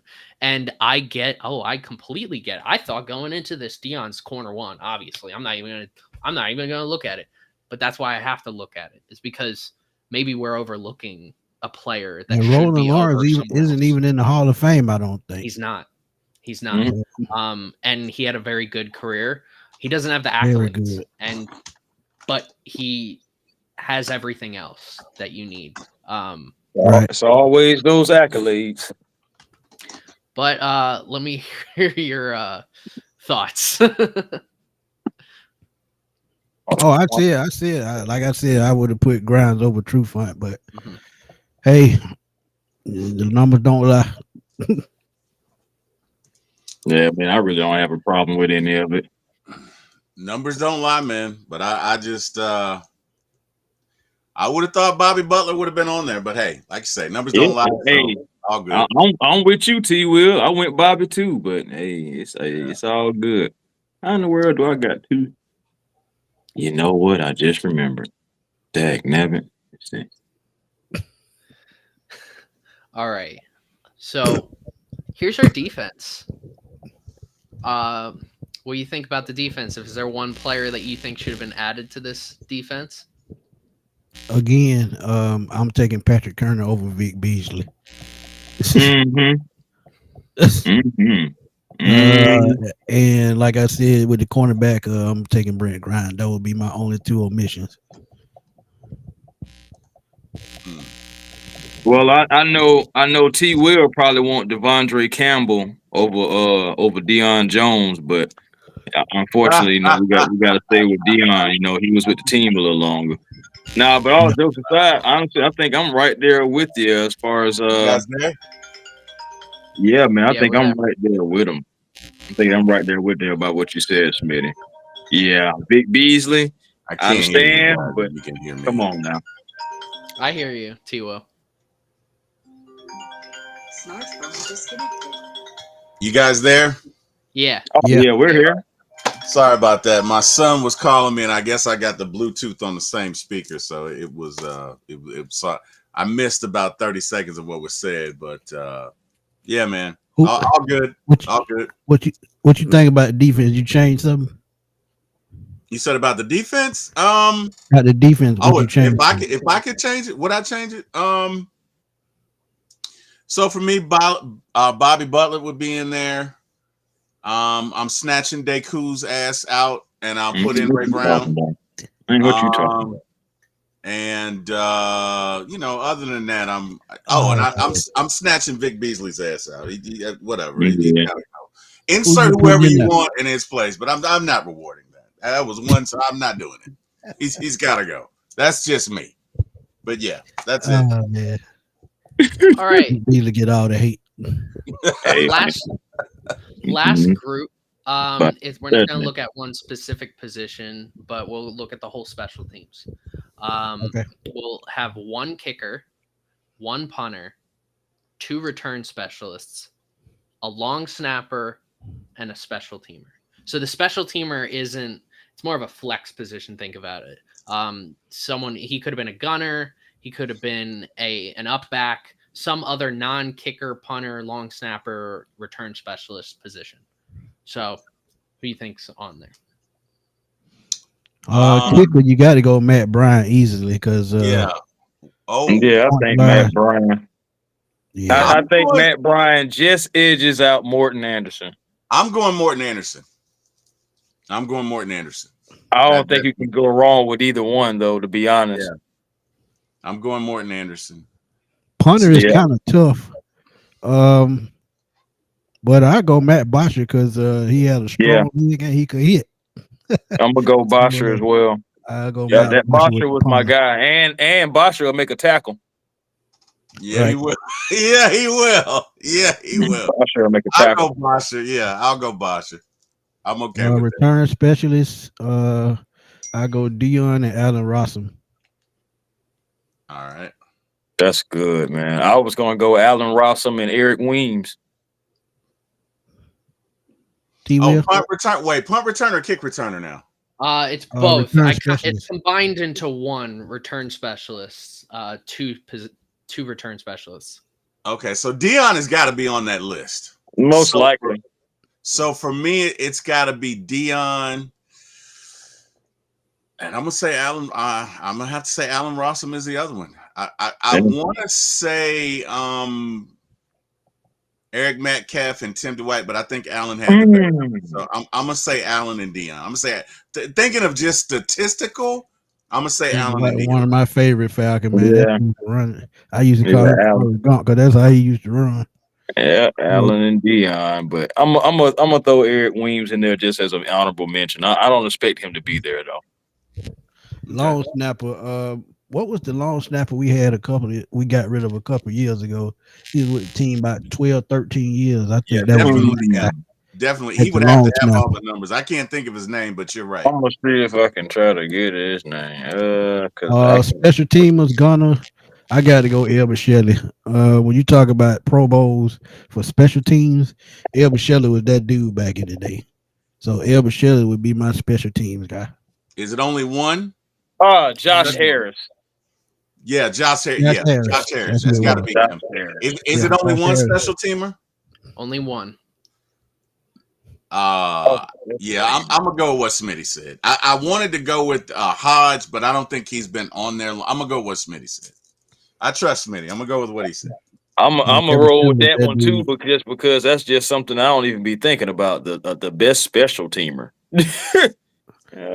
Somebody who just yeah, I'm gonna go with whatever Smitty said. I'm going with that one. Kickers need love too, Chris. Come on, Chris. Yeah, come on. Hey man, I'm just talking about like special teamer though. He's D'Angelo Malone. I don't know what. He's Bro, in the early special 90s, team of foes. Elbert Shelley was the most consistent Atlanta Falcon Pro Bowl it was on special teams. Chris is a special teamophobe. He's biased against special teams. Hey, at least I love kickers. I don't know. Yeah, at least I love my kickers. Oh wow! All right. Well, you guys named all of them but one. Damn. Well, I know. It's probably not Tim Dwight. Devin Hester in there. Devin Hester probably could. Oh, Cordero Patterson. Josh Harris, Elbert Shelley, Deion Sanders. Oh, Matt John Bryant. James. Oh, damn. No, you got me there. Oh no, You I got don't me know there. about that one. That's You got me there. You Yeah. got me. All right. Okay. So Albert Shelley. No, I wouldn't have got that. Yeah, I that was wouldn't my have got that. dude back in the day. That dude was boy, he would knock you senseless. so John when- James. John James. When did John James play? Oh, he played in the 70s, I believe. Yeah, I'm about to say okay. Yeah. John James. All right, so I'll get into John James real quick. John James owns basically almost every single record in Falcons history in terms of punting. Every major record he's got on average. He's got every average record. He's got pretty much everything. He's got the accolades. He's got everything you want in terms of being the number one punter. It wasn't even close. There's nobody else in the same realm as John James in terms of what he did for the Falcons at punter. Going to kicker, that took the longest for me. Because I knew when I was doing an all-time team, there's one stat that nobody looks at that we really should look at, and that's field goal yards. I think field goal. Oh yeah. Yeah. Because so what I did, I looked at. I'll give you the list of every kicker that I went through. I went through Morton Anderson, Matt Bryant, Younghoe Koo, Norm Johnson, and Mike Mayer. And I went and I added up Boy, all that the name field alone, goal bro. yards on every single field goal they ever made in the regular season and the playoffs. And then I looked at how many field goal yards they had per season, how many field goals they made, the average yards per field goal they made in the regular season and the playoffs. And Morton Anderson, I thought he would have been a little better. He wasn't that great in terms of stats, but he's got all the accolades to put him in this position. Matt Bryant he has all the stats, he has accolades, he has playoff success, he's got all of that to be number one. Younghoe Koo, all right, to put this in the perspective, the average yards per field goal that Matt Bryant had in his career with Atlanta was 36.33 yards. His career high in terms of on a year that he had 10 or more field goals made was 39.85, and that was in his second to last season in 2018. So he averaged 39.85 yards per field goal. Sorry. 39. It is insane.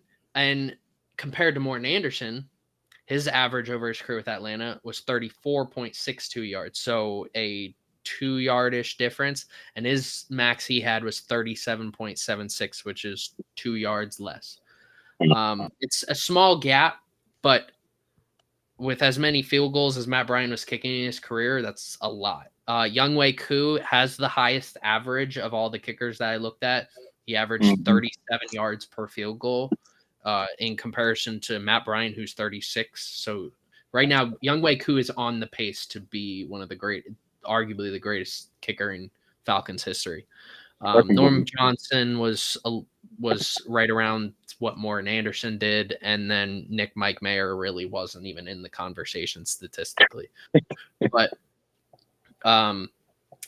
yeah, when it came down to kicker, I knew I wanted to do it a certain way, and that was include field goal yards because that is important. If you have two kickers who go 25 for 25 on the year, and they make all their field goals, they make all their extra points, but one plays for a team that's got 12 wins while the other has 5 wins. But the kicker who has 5 wins, their average field goal is like 50 yards, while the kicker who's on the 11-12 win team, their average is like 30 yards.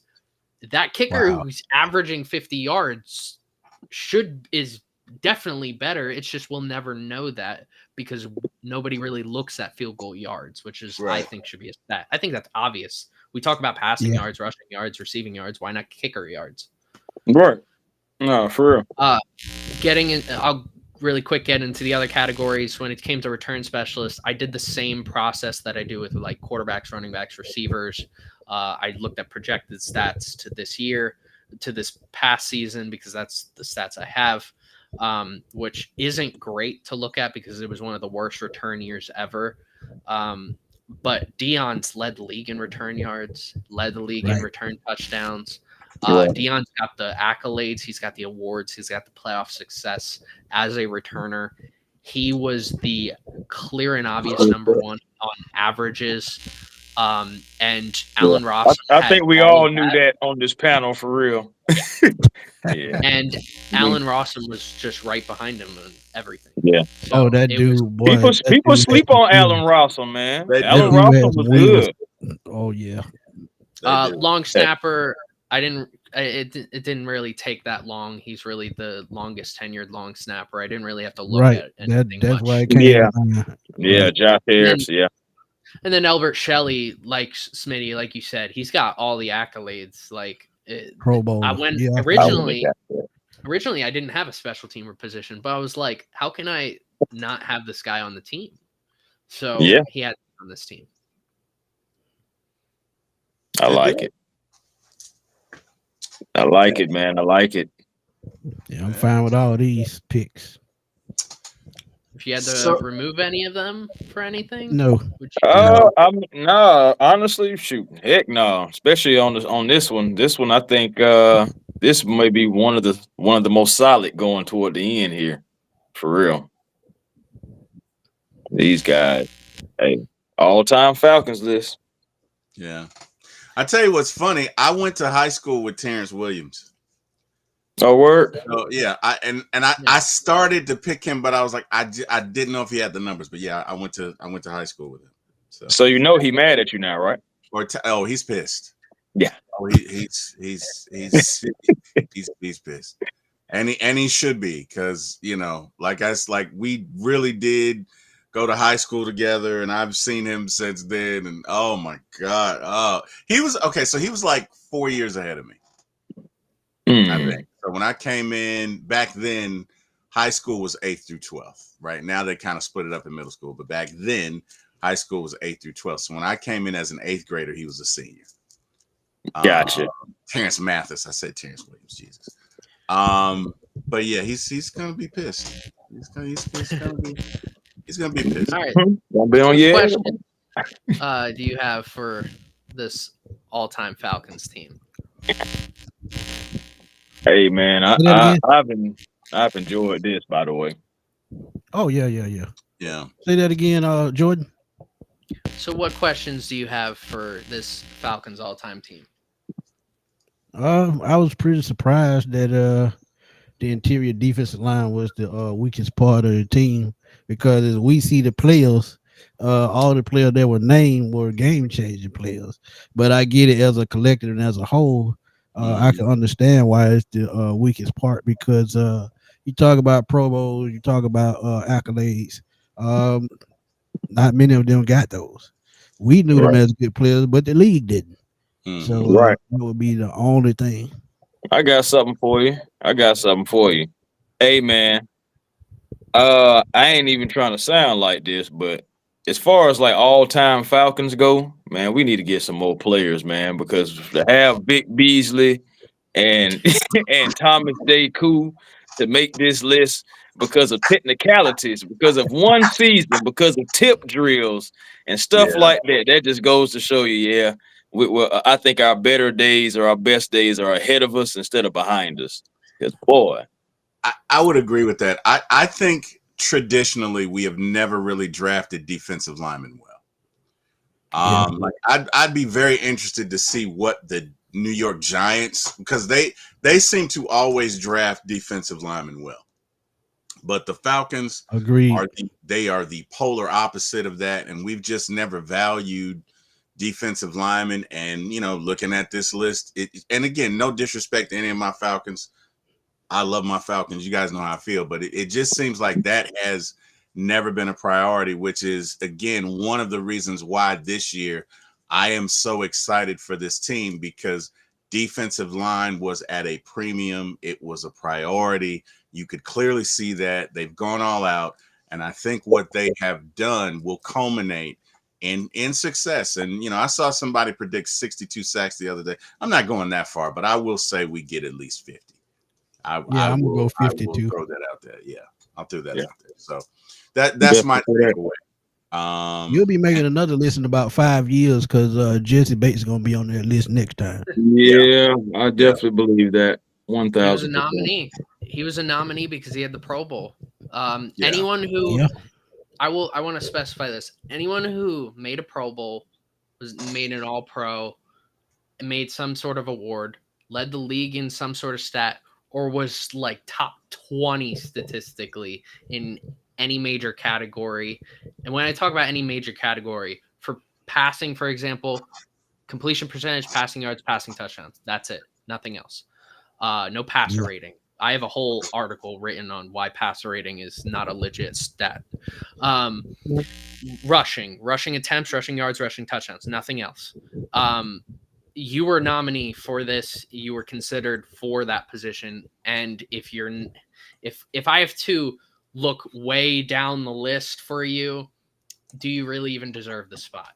So there was a return specialist. I will say this.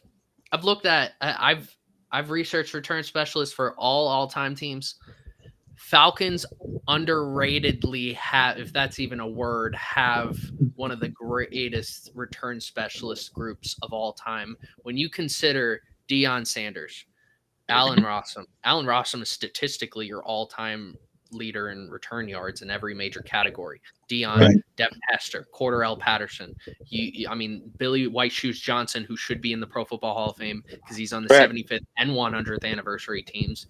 Right.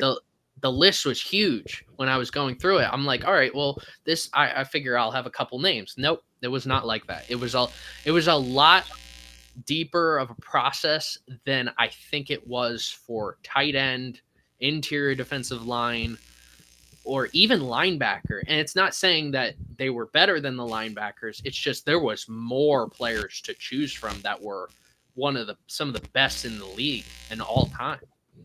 Right. Mm-hmm. No, I definitely understand it. I will say, I'll go back to this. I want to go back to the defense really quick. So when I look at these all-time teams, I think about like, all right, what would I do if I'm a coach, schematically speaking? Because you could run a 3-4, 4-3. You could run a 4-2. You could run dime packages mostly. But if I'm looking at this group, I see two great edge rushers. I don't see a very deep interior defensive line. And I see a lot of great linebackers. I feel like you need Jesse Tuggle and Novus to be on the field at all times. You need Humphrey and Abraham to be on the field at all times. Are you running a 3-4 or a 4-3 or maybe something else? What do you guys think? I would say 4-3 because you got Abraham and Humphrey on the edge on the 4-3, and you got Jared and Hall in the middle. And like you said, 3 linebackers on the field. Brooking, he turned into an extra defensive back really because he could cover. So could Dion Jones. You need him to come in. You look at Roland Lawrence and Dion, 2 of the better cover corners in the league. They would be, and then you have Scott Case who could play in the box.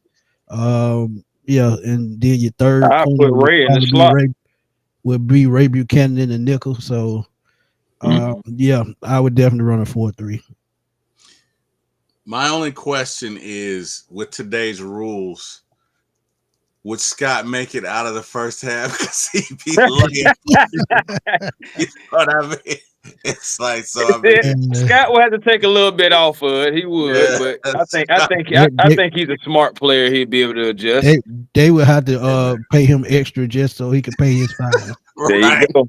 Scott, there you go. Man, Scott was laying folk out, man. Golly. Yeah, I'm okay with it. I agree with what you guys said. I just still I'm snatching Thomas Deku's ass off there, and definitely. Vic, you gotta let that go. I will not let it go. It's gone. I will not let it go. And you know what? Vic is not dressing. Okay, he might be on it. He's not dressing. He's not gonna be in street clothes. Absolutely not. Absolutely not. So Anthony Davis. Could you imagine man. Abraham and Humphrey on the field at the same time? That would be crazy. That's crazy. I wish I could. I wish I could make that happen, but it's all good.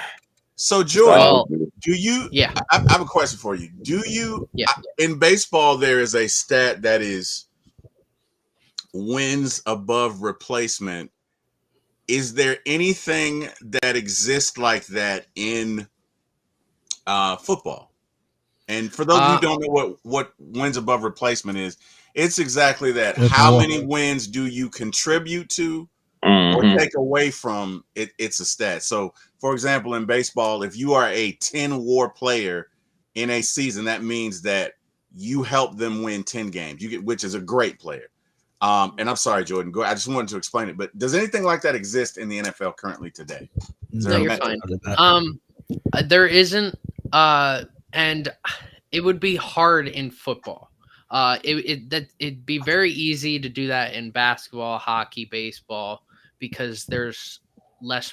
Like one player can contribute heavily to your success, versus, all right, take for example when the Eagles won the Super Bowl, our left tackle Jason Peters was out for the season. He got hurt later on in the season. Same thing with Carson Wentz. He got hurt.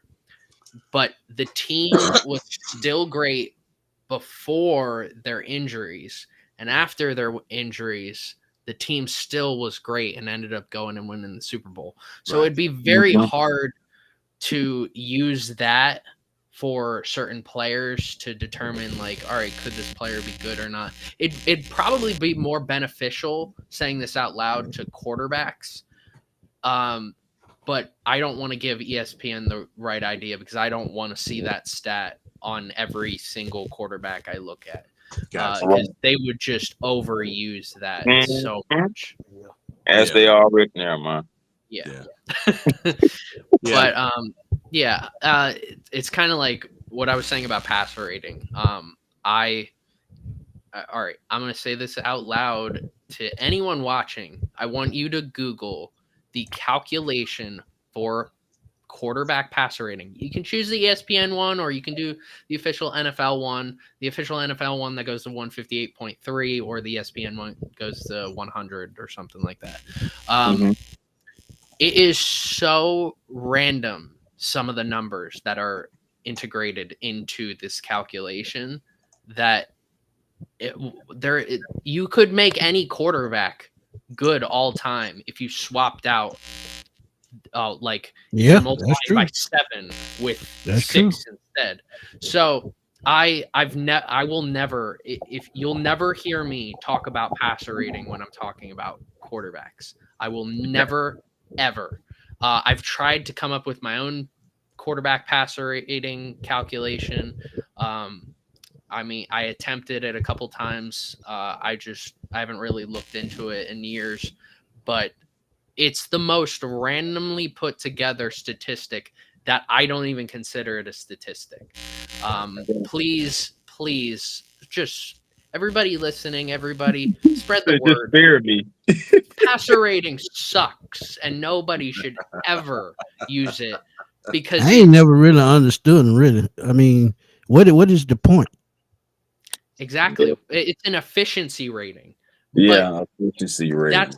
That's bogus, saying it's an efficiency rating. So, and look, anyone listening and their arguments probably like, have you actually done the calculation? I've looked at this calculation. I wrote an essay in high school and college on why passer rating shouldn't be a statistic, because it doesn't make sense at the end of the day. It makes quarterbacks like Johnny Unitas look terrible.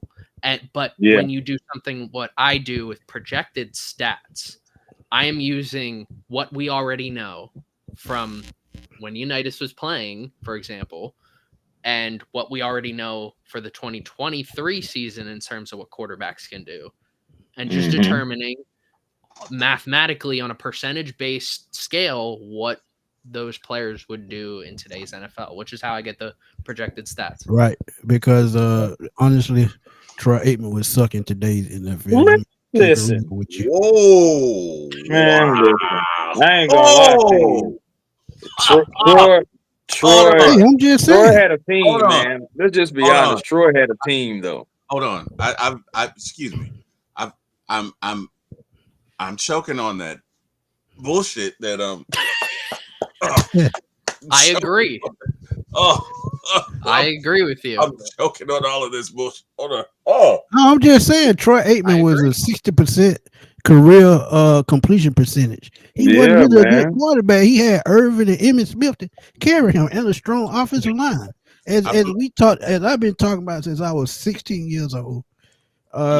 You give Barry Sanders that team what Dallas had behind that offensive line. I'm tell you. They probably win 5-6 Super Bowls in a row. Hey man, are you gonna blame the man for the system that he played in? I mean, he only my thing is, Terry, I ain't gonna lie. We could have put anybody on this panel. Anybody on this panel, I feel like could have played behind that team, man. Oh wow, you guys are really I'm not even a Cowboys fan. Terry, how many times did he throw for 3,000 yards in the season? Just saying, man. You said 3,000? When we're talking about elite quarterbacks, have you ever noticed that Troy Aikman's name is never mentioned? I wouldn't call him elite, but I'm not gonna call him garbage. I mean, y'all are I ain't like never call him garbage. I didn't I didn't call say him he was garbage. garbage. I just said he couldn't play in today's NFL. Smitty. I mean, it's almost like you're comparing him to Heineke. Like, damn, No. dude. We know Come now. on, Come man. on now. We know Troy Aikman was Whoa. better than Taylor Heineke. Whoa. Yeah. Yeah. All right, let's be fair. Let's be fair. Aikman could have played in today's era if Thank you. he was playing on the 49ers. Damn. Yeah, there you go. Oh. There you go. You bet not. That backhanded compliment you just slapped me with, Jordan. Oh, my face is sore. Oh, Can you God. imagine? Can you imagine Troy Aikman playing for the Saints? It may be actually about the same though. But I'm gonna put it like Think this, about though. that. Derek Carr, Troy I'm gonna put it Aikman. like this. Remember what Dallas had in the early 90s, and remember what San Francisco had in the late 80s, early 90s. Yeah, I mean, they offenses were built bothly similar. yeah, But that Dallas Joe offensive line Montana, was Joe second Montana to could none. carry a team. Troy Yeah. Aikman couldn't. I don't see Troy Aikman doing that. That is my only gripe with him. I never seen him carry the Cowboys to a win. Never. Hey, He had a man. solid career, but being one of those quarterbacks in crunch time, I just never saw that out of Aikman. So, okay, so guys, this brings up another question, right? This really brings up another question. So, let's not turn this into a cowboy conversation. no, I'm not. Smitty 11K, who I love and respect. Well, I love and respect all of y'all, but Smitty 11K, you say bump that. Aikman could not play in today's league. Trade his ass for a case of beer. Okay, He Jordan wouldn't be an elite quarterback. Jordan, that's not what you said. You said he couldn't play. You said he was an elite quarterback. Heineke 2.0. Jordan, you said you gonna trade him for a Taco Bell meal and some damn chips. That's what you doing with him. All right, Jordan, you say that he could play if he had a coordinator like Kyle Shanahan, right? Well, So, all right. In either a coordinator like Shanahan, but more the weapons that the Niners or the Eagles have. okay. Then yeah. I'm sure any quarterback could play. Wow, man. Well, okay. That's bro. Again, if we talking about numbers, go look at his numbers. He was not an elite quarterback. I'm not saying he was elite. I'm not. Look. Okay. Hold on. I'm not just saying he was y'all. elite. The man was 94 and 71. He had 61.5 completion percentage. He had over, 32,000 yards, 165 touchdowns, 141 interceptions. Look, his ratio I think I can get back there and do those numbers, bro. I'm sorry. Man, y'all are being mad disrespectful right now. Ooh, wee. Wow. You know what? I'm telling you, he would not be an elite quarterback. So what you're saying is, right? To kind of interpret what you're saying we could take Desmond Ridder back in time and put him behind that Cowboys defensive line. And then that's what you did. That's what Chris said. That's what Chris said. Yeah, you did. You said, man, I feel like I can do it. I feel like any one of them. I ain't gonna lie to you. I feel like did you see last season? I feel like I can get out there and do a little better than what Desmond did right there. Because one thing about it, I ain't gonna turn the ball over. I may just tuck and run. I may just tuck and run. I will say, I have my spreadsheet for projected stats for all the Cowboys quarterbacks. And if you projected every quarterback, if they were playing in 2023, Aikman has a good completion percentage, but his less touchdowns passes than Dak Prescott. He would have he'd be second all time in passing yards, but he doesn't have that many touchdowns. He's got a high completion percentage. What that sounds to me like is he would complete all his passes to his golden weapons that he was surrounded by, But when it came to scoring, there was some guy named Emmett Smith. Emmett Smith. Yeah, exactly. So I'm saying, just some guy. Don't know who he was. Yeah, he was pretty good. Yeah. Just says this. Come on, man. Woo! Yeah. Okay.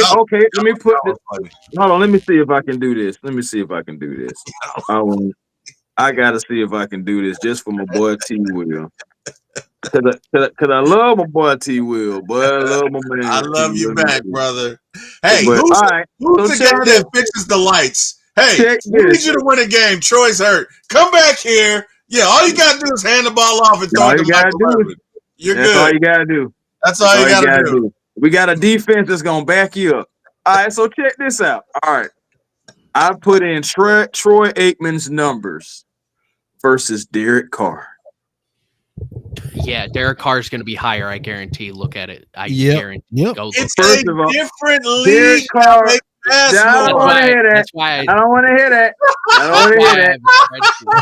165 games total for Troy Aikman. Derek Carr has 159 right now. The record, Troy Aikman does have the better record. Of course he does. Obviously. He does the completion percentage. Derek Carr. Passing yards. Carr. Averages. Touchdown. All Carr. Carr also has less interceptions. Raider legend. He also has less interceptions than Troy Aikman. Raider legend. Troy Aikman has 141, and Derek Carr has 107 interceptions. The only thing that Aikman does better than Derek Carr was rushing attempts, rushing yards, rushing touchdowns. And Derek Carr, if he get 4 rushing touchdowns this year, he'll pass Troy Aikman there too. Wow.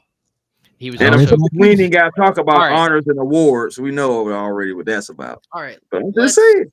Let's also add in the fact that Aikman is one of the all-time greatest quarterbacks at handing the ball off to the running back. Bro, I wasn't expecting that one. Yeah, he fired me up that time, but I wasn't expecting him to say that. All-time greatest quarterback to hand the ball over. Couldn't nobody hand the ball to the running back like Troy. That's what he's saying. Good. Boy. All right, y'all. Imagine what Barry Sanders could have done if he had Troy Aikman handing the ball off to him. Oh, shit. Oh, wow.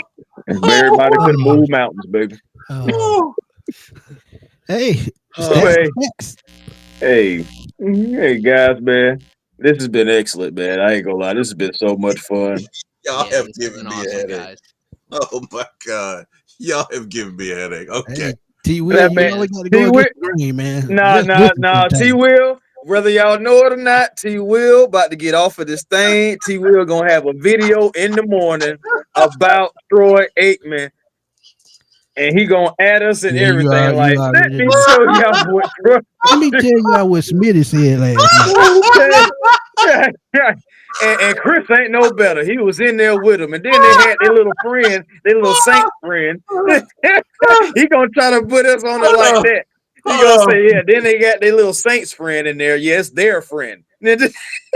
I'm gonna send it to every Cowboys fan I know. It is what it is. I got a cousin. I got a cousin who's a Cowboys fan. As soon as we get off this video, I'm sending it to him just to see what he says. Don't you give him my number. I ain't got time to be blocking for it. Hey, you can send him my way. You know I ain't gonna run. Oh wow! I said it again. Right. I said it again. You're right. All I'm gonna say is, hey man, you seen the video, man. We ain't gotta do all that back and forth. I ain't good at that. Right. I'm telling you, one thing I've learned about Jordan. Jordan is the king of backhanded compliments. He is the Jedi Knight. He is the master Yoda. Boy, I ain't gonna lie. The way he set that up was beautiful. He was like, one thing that Troy really excels at. I mean, he's really good at it. I've gone and I've checked the numbers. He hands the ball off better than anybody I've ever seen. Like Damn, he set that up beautiful. Unmatched. He Boy, said, I'm my telling man you, is bro. unmatched. I'm telling you, Troy Aikman and Michael Irvin, they cashed in big on Emmitt Smith. Emmitt Smith They carried that did. team all 3 Super Bowls. So now you saying Michael Irvin couldn't play in today's league as well? No. I ain't about to say that. Damn. I'm just saying. I can't do Irv like that, but Nah, I can't. No, he was physical, I man. can't do Irv I like just feel like Emmitt Smith was the corporate and winning those 3 Super Bowls. Jordan, you're mighty quiet. You got something to say about Irvin too? What's up? How we feeling about it? No, I met Michael Irvin at the Eagles Giants game Thursday Night Football right around Christmas. I don't remember what year it was. Cool. Right around when Eagles and Giants were doing color rush uniforms. The Giants were wearing their throwback, and I remember walking into the link, and I'm just looking around, and I'm looking down at my phone, and then there's like a shadow that like it was like an eclipse happened. And then I looked up and it's Michael Irvin. and it's Michael. He's huge. And I turn around as soon as I turn around, Steve Mariucci's to my right, Rich Eisen's to my left, and I'm like, oh hi. I was like, are you guys going to the set? He's like, yeah, I got on TV that day. And no, Michael Irvin was he's not gonna have the numbers. He'll have playoff numbers, right? He's not gonna have the regular season numbers. His career got cut short. I'm not gonna like laugh at him like other Eagles fans used to do in the 90s when he got hurt. But he definitely was. He lived up to his name. He was a playmaker. He is one of. I won't say like I won't put him in the conversation for the greatest receiver ever. But he's definitely an all-time great receiver, and the Cowboys definitely wouldn't have been as successful without him. Yeah. Aikman, on the other hand. Somebody does not like Aikman, on the other hand. I mean, oh, you should hear me talk about Tony Romo. Wow. Boy. Wow. You know what? If Tony Romo doesn't trip, I think his career track changes. If he doesn't trip in that playoff game, I think they win. And it's amazing, man. It's a game of inches. You know what I mean? Yeah.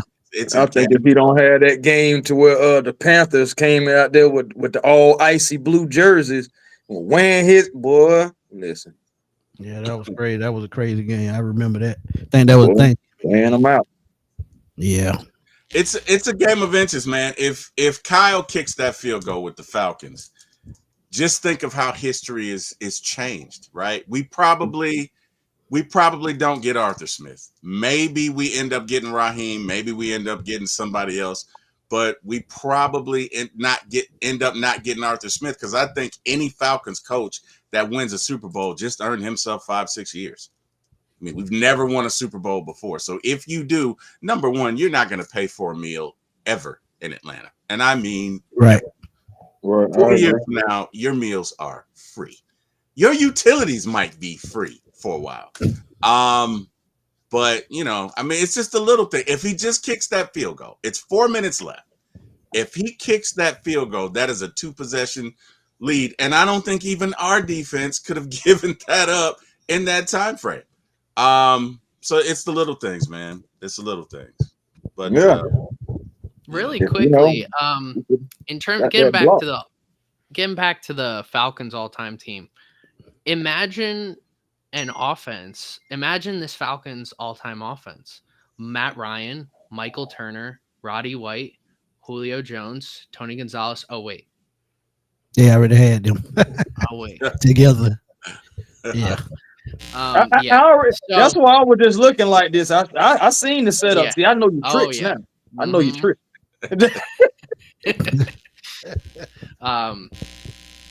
All right, I'll take one shot. This team would still have no rings. That's my only shot. And it goes quiet. I mean, hey man, you know what? You're doing good just to do the podcast, bro. You deserve a shot. It's all good. You both Just wearing a one. Falcon jersey and being a Saints fan. Bro, you've gone way beyond what I would do. So, hey man, you deserve a shot. I gotta go with the theme. Like if I got a Panthers Julius Peppers jersey. If I was in a Panthers podcast or anything, I'd be wearing a Panthers jersey. The only jersey I refuse to wear is a Cowboys jersey. You will never pay me to wear a Cowboys jersey. I want to repeat that.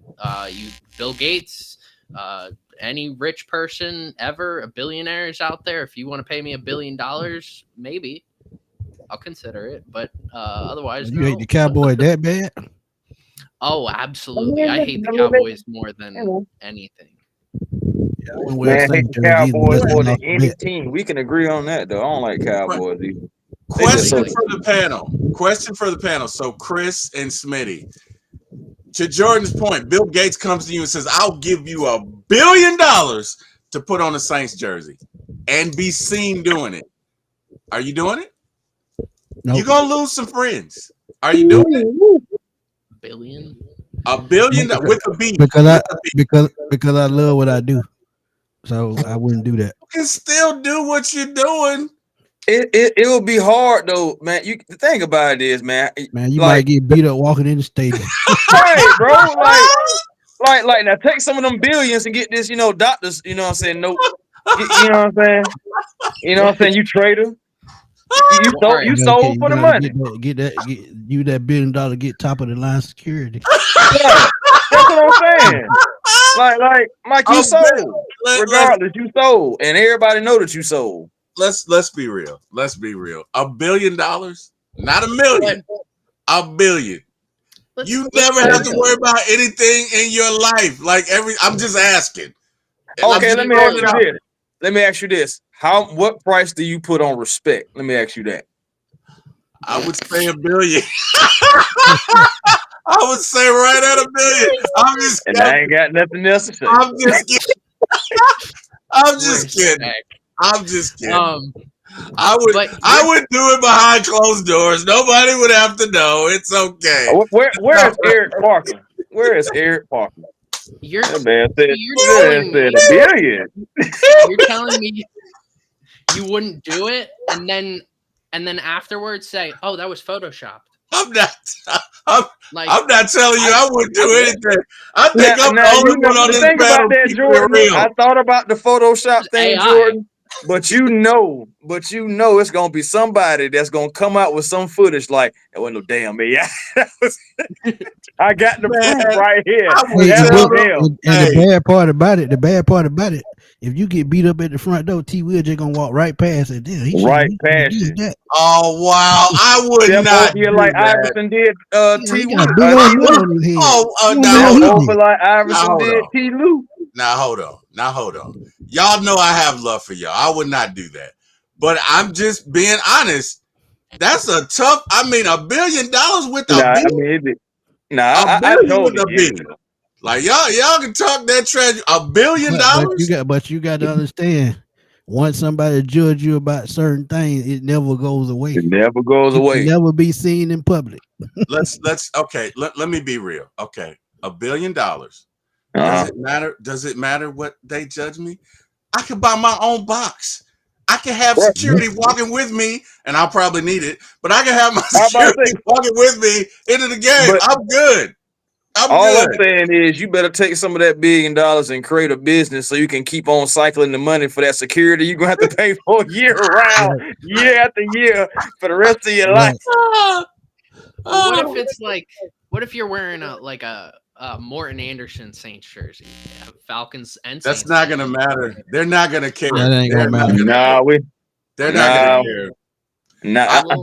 It just that hatred is just a little bit too much. That's I don't know. It's just like okay, all right, Jordan. That's just like me telling you go ahead and throw on a Curtis Lofton Falcon jersey.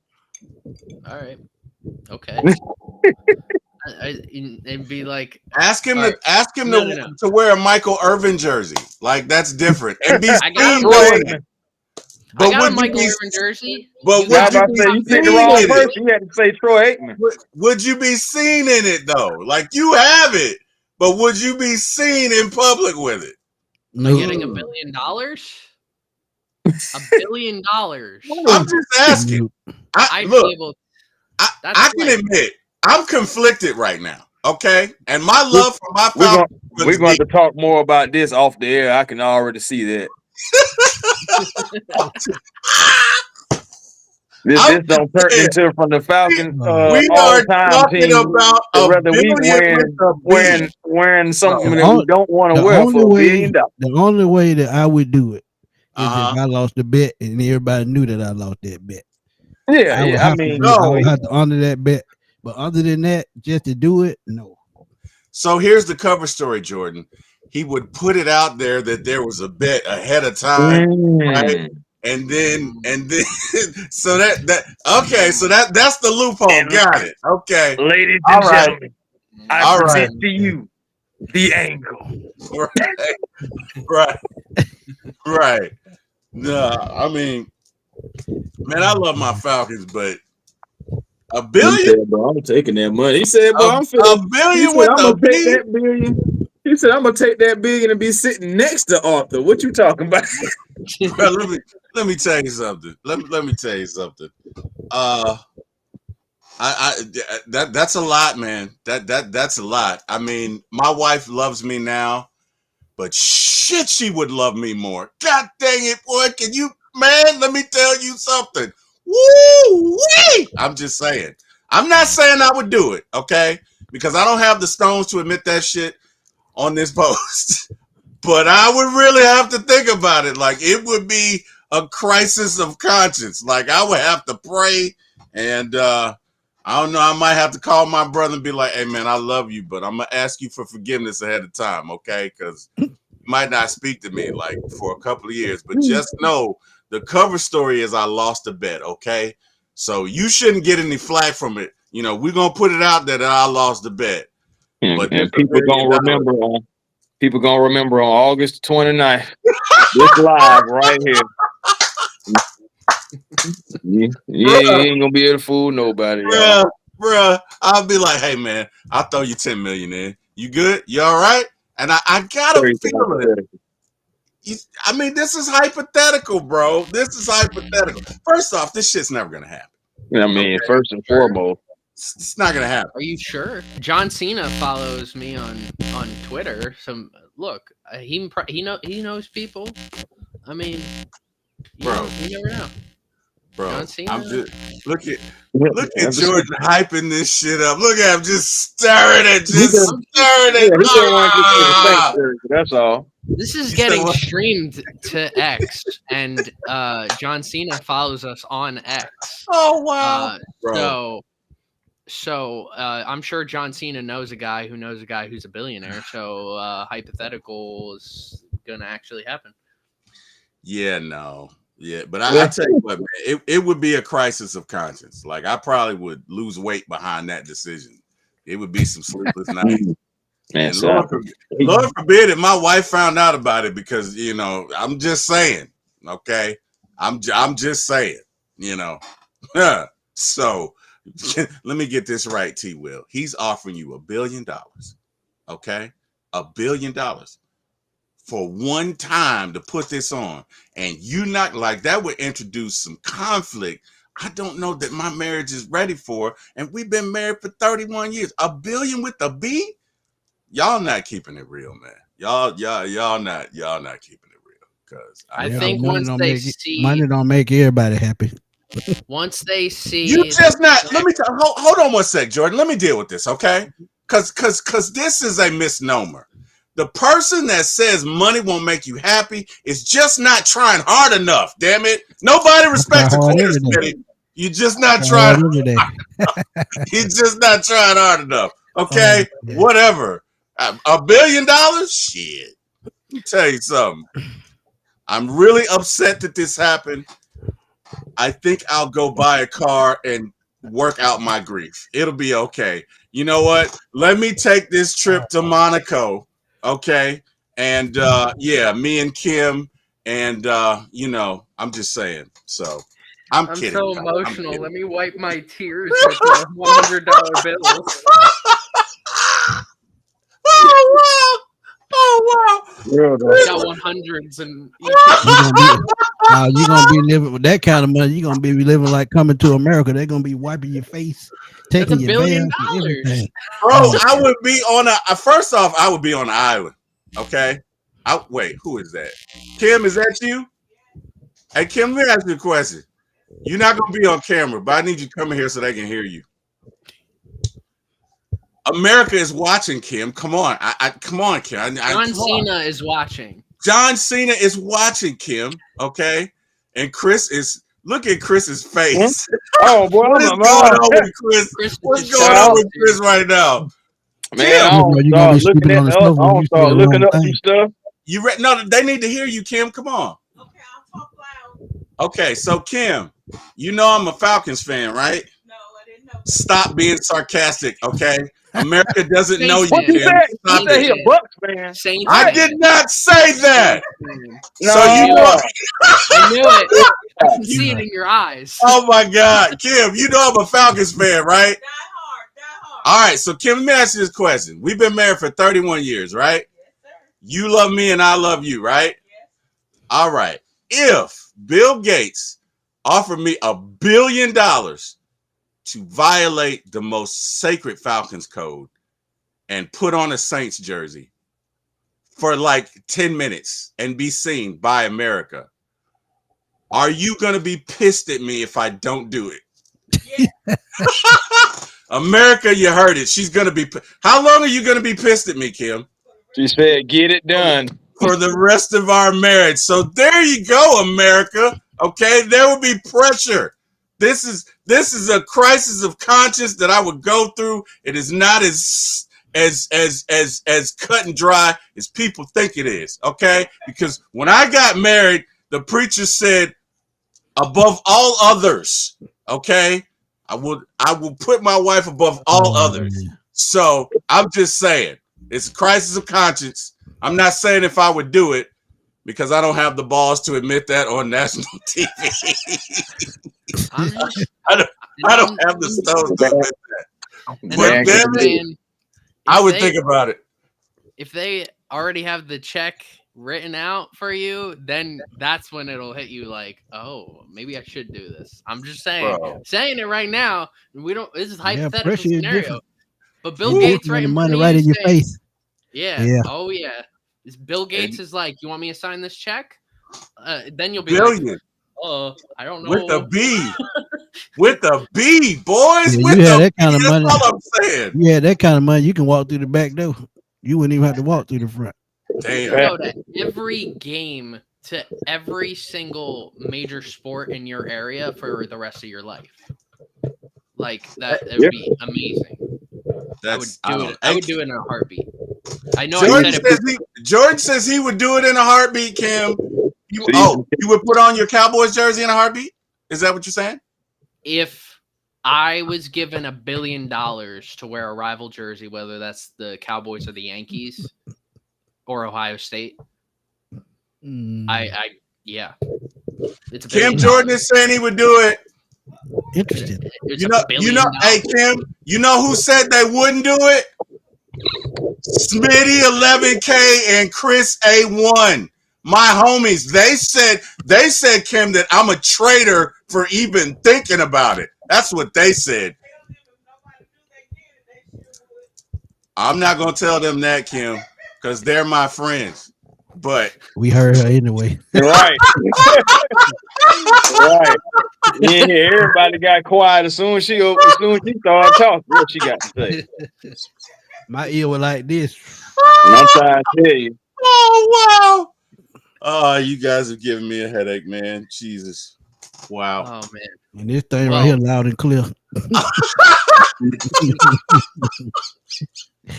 I heard a baby coming down the hallway. Bro, we talking about $1 billion. $1 billion with a B, fellas. Do you know what you Kim? If I win $1 billion, what's the first thing you buying? If I win $1 billion, what's the first thing you're buying? America's waiting, Kim. You got to speak up. America can't hear you. America trying to figure out how in the world we went from the Falcons to turn into billionaires. America would do the same I thing. told you, Jordan, Jordan, where's the chat, Jordan? Because you should ask your loyal subscribers in the chat if they would do it. Now you see what kind of problem Troy Aikman bring this shit when it started. See what I'm saying? It all started from that. Oh wow! We both been gone 20 minutes ago. Oh wow! You guys have given me the biggest headache. I'm just saying. No, you should put that out to the chat, man. Like honestly, like would you do it for $1 billion? And I promise you, at least 90% of folks would say yes. I'm gonna put it in my community tomorrow. We need to put it tomorrow. Yeah, I'm about to say we need to put it on Twitter and ask them on Twitter. I'm just saying, you know what I mean? And I understand it. Okay.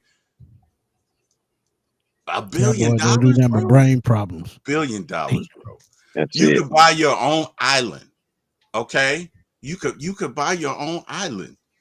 More money, more problems, dog. Shit. I be doing my show from a remote location. What problem? What problem are you talking about? I'm living on an island. I be doing my show from inside the Benz. That kind of money. Hey, I'm living on an island. I don't have those problems. Okay, who gonna come see me on an island? Nobody. I'm good. I am good. You'd be surprised how far a person will roll they boat. Chris, you didn't believe that shit when you said it. I didn't believe that shit when you said it. You just don't understand, man. Nobody really want to get you, man. You can cruise across the water in a yacht with $1 billion. T. Will ain't never had nobody that really just wanted to get to him. That's all. I'm a nice guy. Like I don't have enemies. I don't live that kind of life. I'm a nice dude.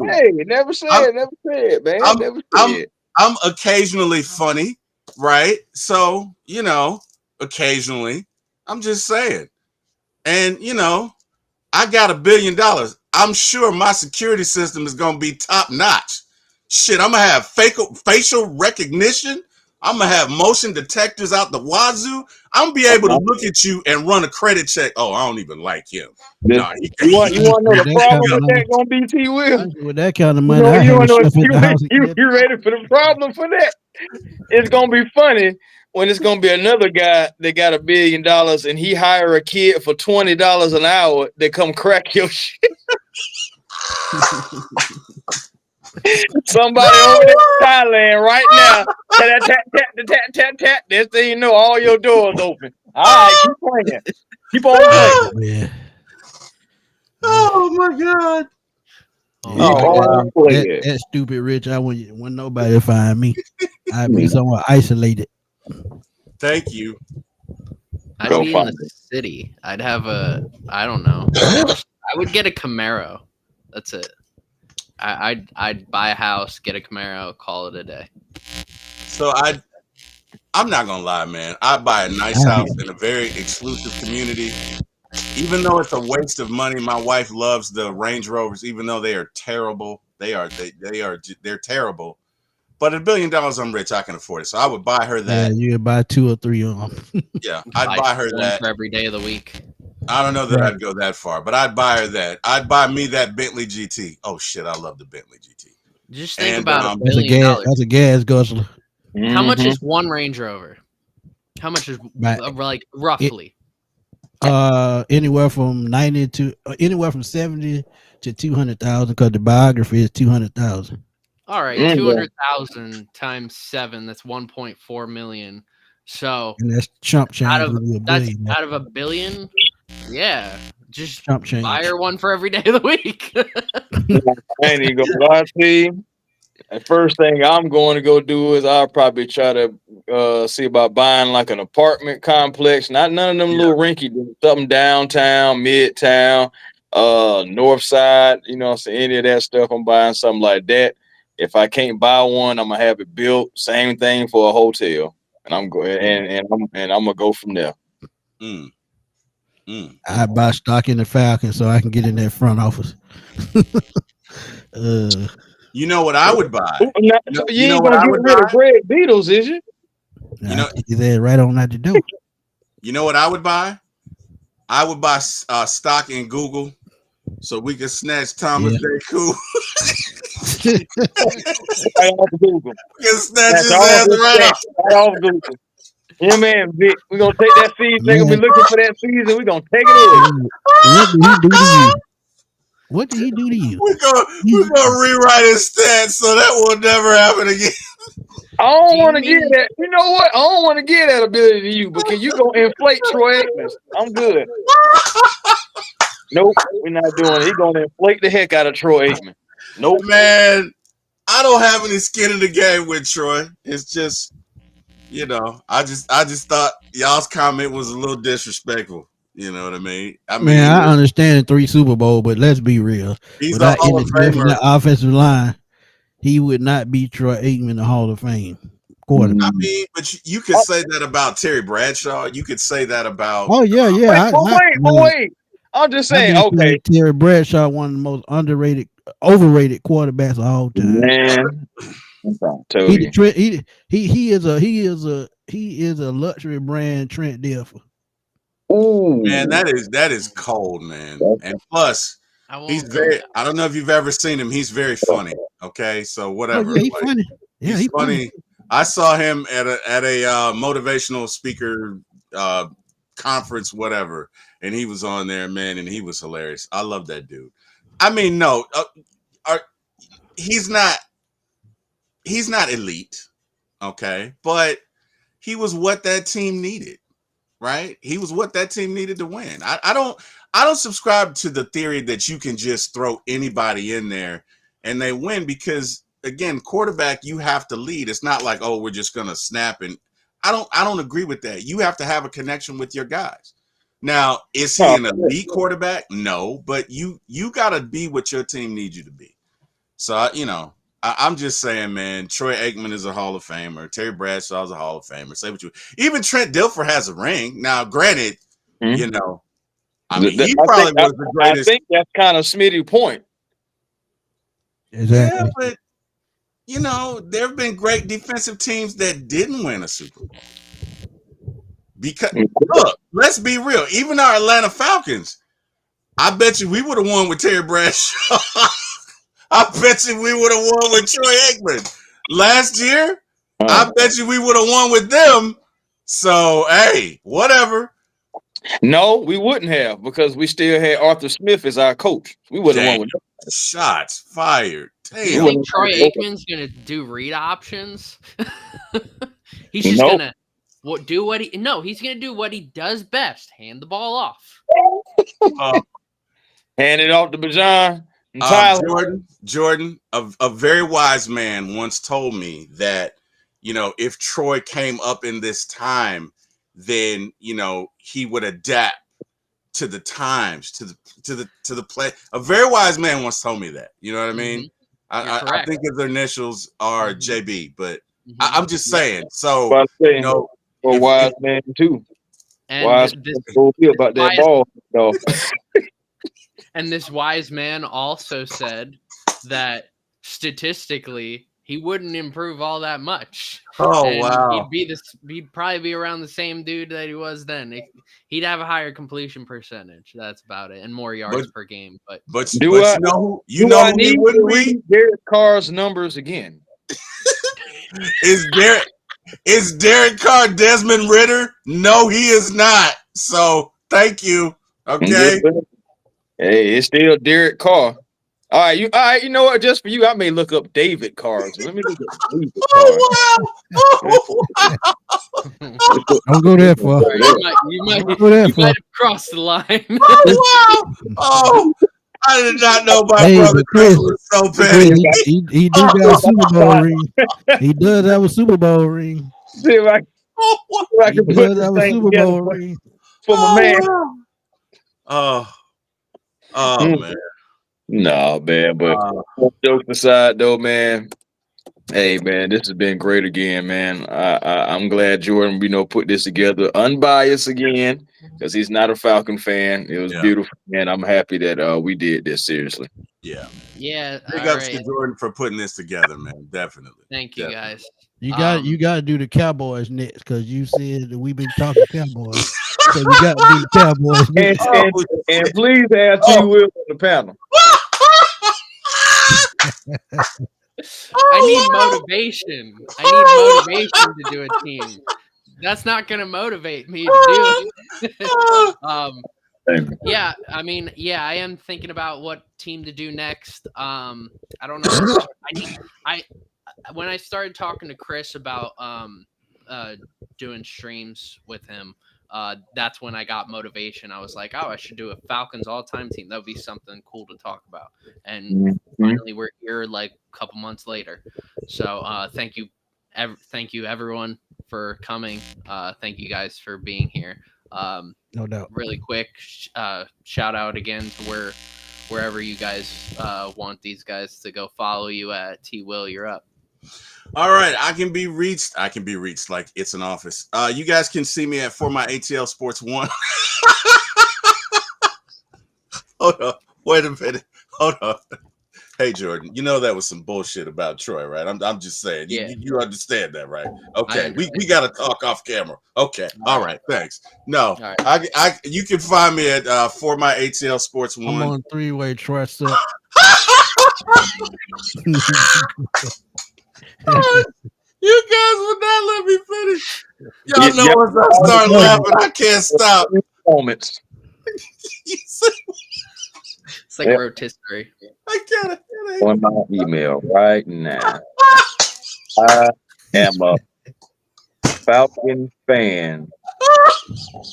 I think. Oh my god. Oh, my head hurts. I don't even know where I am. Okay. For My ATL Sports 1. On YouTube, as well as One Time for the Fan. Again, One Time for the Fan. Sunday nights at 8, Wednesday nights at 8, Friday mornings at 9. So we do have a show tomorrow morning, and we will have the executive chef for the Falcons on. So he'll give us some pointers about food and all that. So it'll be a good show. And also For My ATL Sports 1, I typically do it Friday evening, so I'll probably do it tomorrow evening around 7:30. So yeah, hey, thank you, number one, Jordan, for having me. Smitty, Chris, as always, man, love you guys. Thank you for having me. Thank you for being here. To the fans of the chat, hey man, enjoyed this show with you guys and looking forward to doing many more. Chris, it's on you, sir. Yeah, man. Hey, man, you already know how it is. We get the clowning. Sometimes, time gets away from us. Thank you to everybody who stayed with us. And, for everybody who sees this video, hopefully to watch it in the entireties.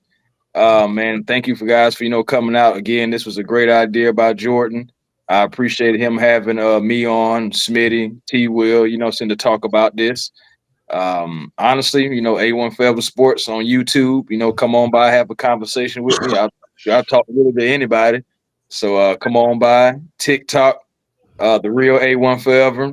X is A1 Forever, and Instagram A1 Forever, man. Just come on by, have a conversation, talking football, basketball, baseball. Shoot, I'm also getting into some other things too. I'm working on trying to get into this gaming aspect of sports or whatnot. So I'm working on some things behind the scenes, trying to link up and network with people.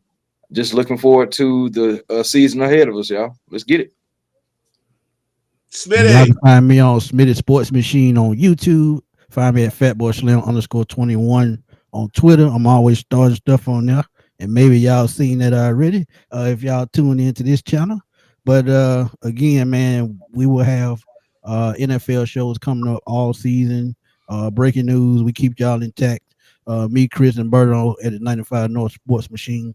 So y'all make sure y'all stay tuned because that channel is dropping soon on YouTube. So y'all please subscribe to that channel as well. And Jordan, man, again, thank you for having me on. Yes. Always nice working with you, man. And hope we can do some down the road soon. The Eagles are coming week 2. Yeah, they are coming week 2. But I just want to see Jordan put on that Cowboys shirt. I would stop all of my plans. I literally would put anything on hold just to see him do that show about the Cowboys because I have a feeling it would be painful. That's how many zeros I would need. He just put it out. Honestly, y'all, to end it all, I think T Will got a Troy Aikman jersey in his closet. I do not. The man's a Hall of Famer, okay? That's all I'm saying. I don't care about the Cowboys, but I do feel like we owe our elders some respect. I feel like y'all are being a little disrespectful saying that Troy couldn't play in today's league like we would trade him like we did Heineke for a case of beer and some wise man. I'm Max off camera. We're gonna talk off camera. Wise man once said, "Respect is not given; it's earned." Brian, shit! Oh wow! Where did he earn it? Oh I didn't wow! See him earn it. 3 rings. Wow. Damn! Go talk to Jim. That was my senior quote, by the way. Damn! What is this generation coming to? Right. Oh my goodness! Oh wow! Right. Anyways, guys, thank you guys for being here. Thank you guys for going over this all-time team. I worked pretty hard for this, and yes, you did. I loved all your input. I loved everything about it. So, please, everybody, go follow them everywhere. These 3 guys are awesome. So, with that being said,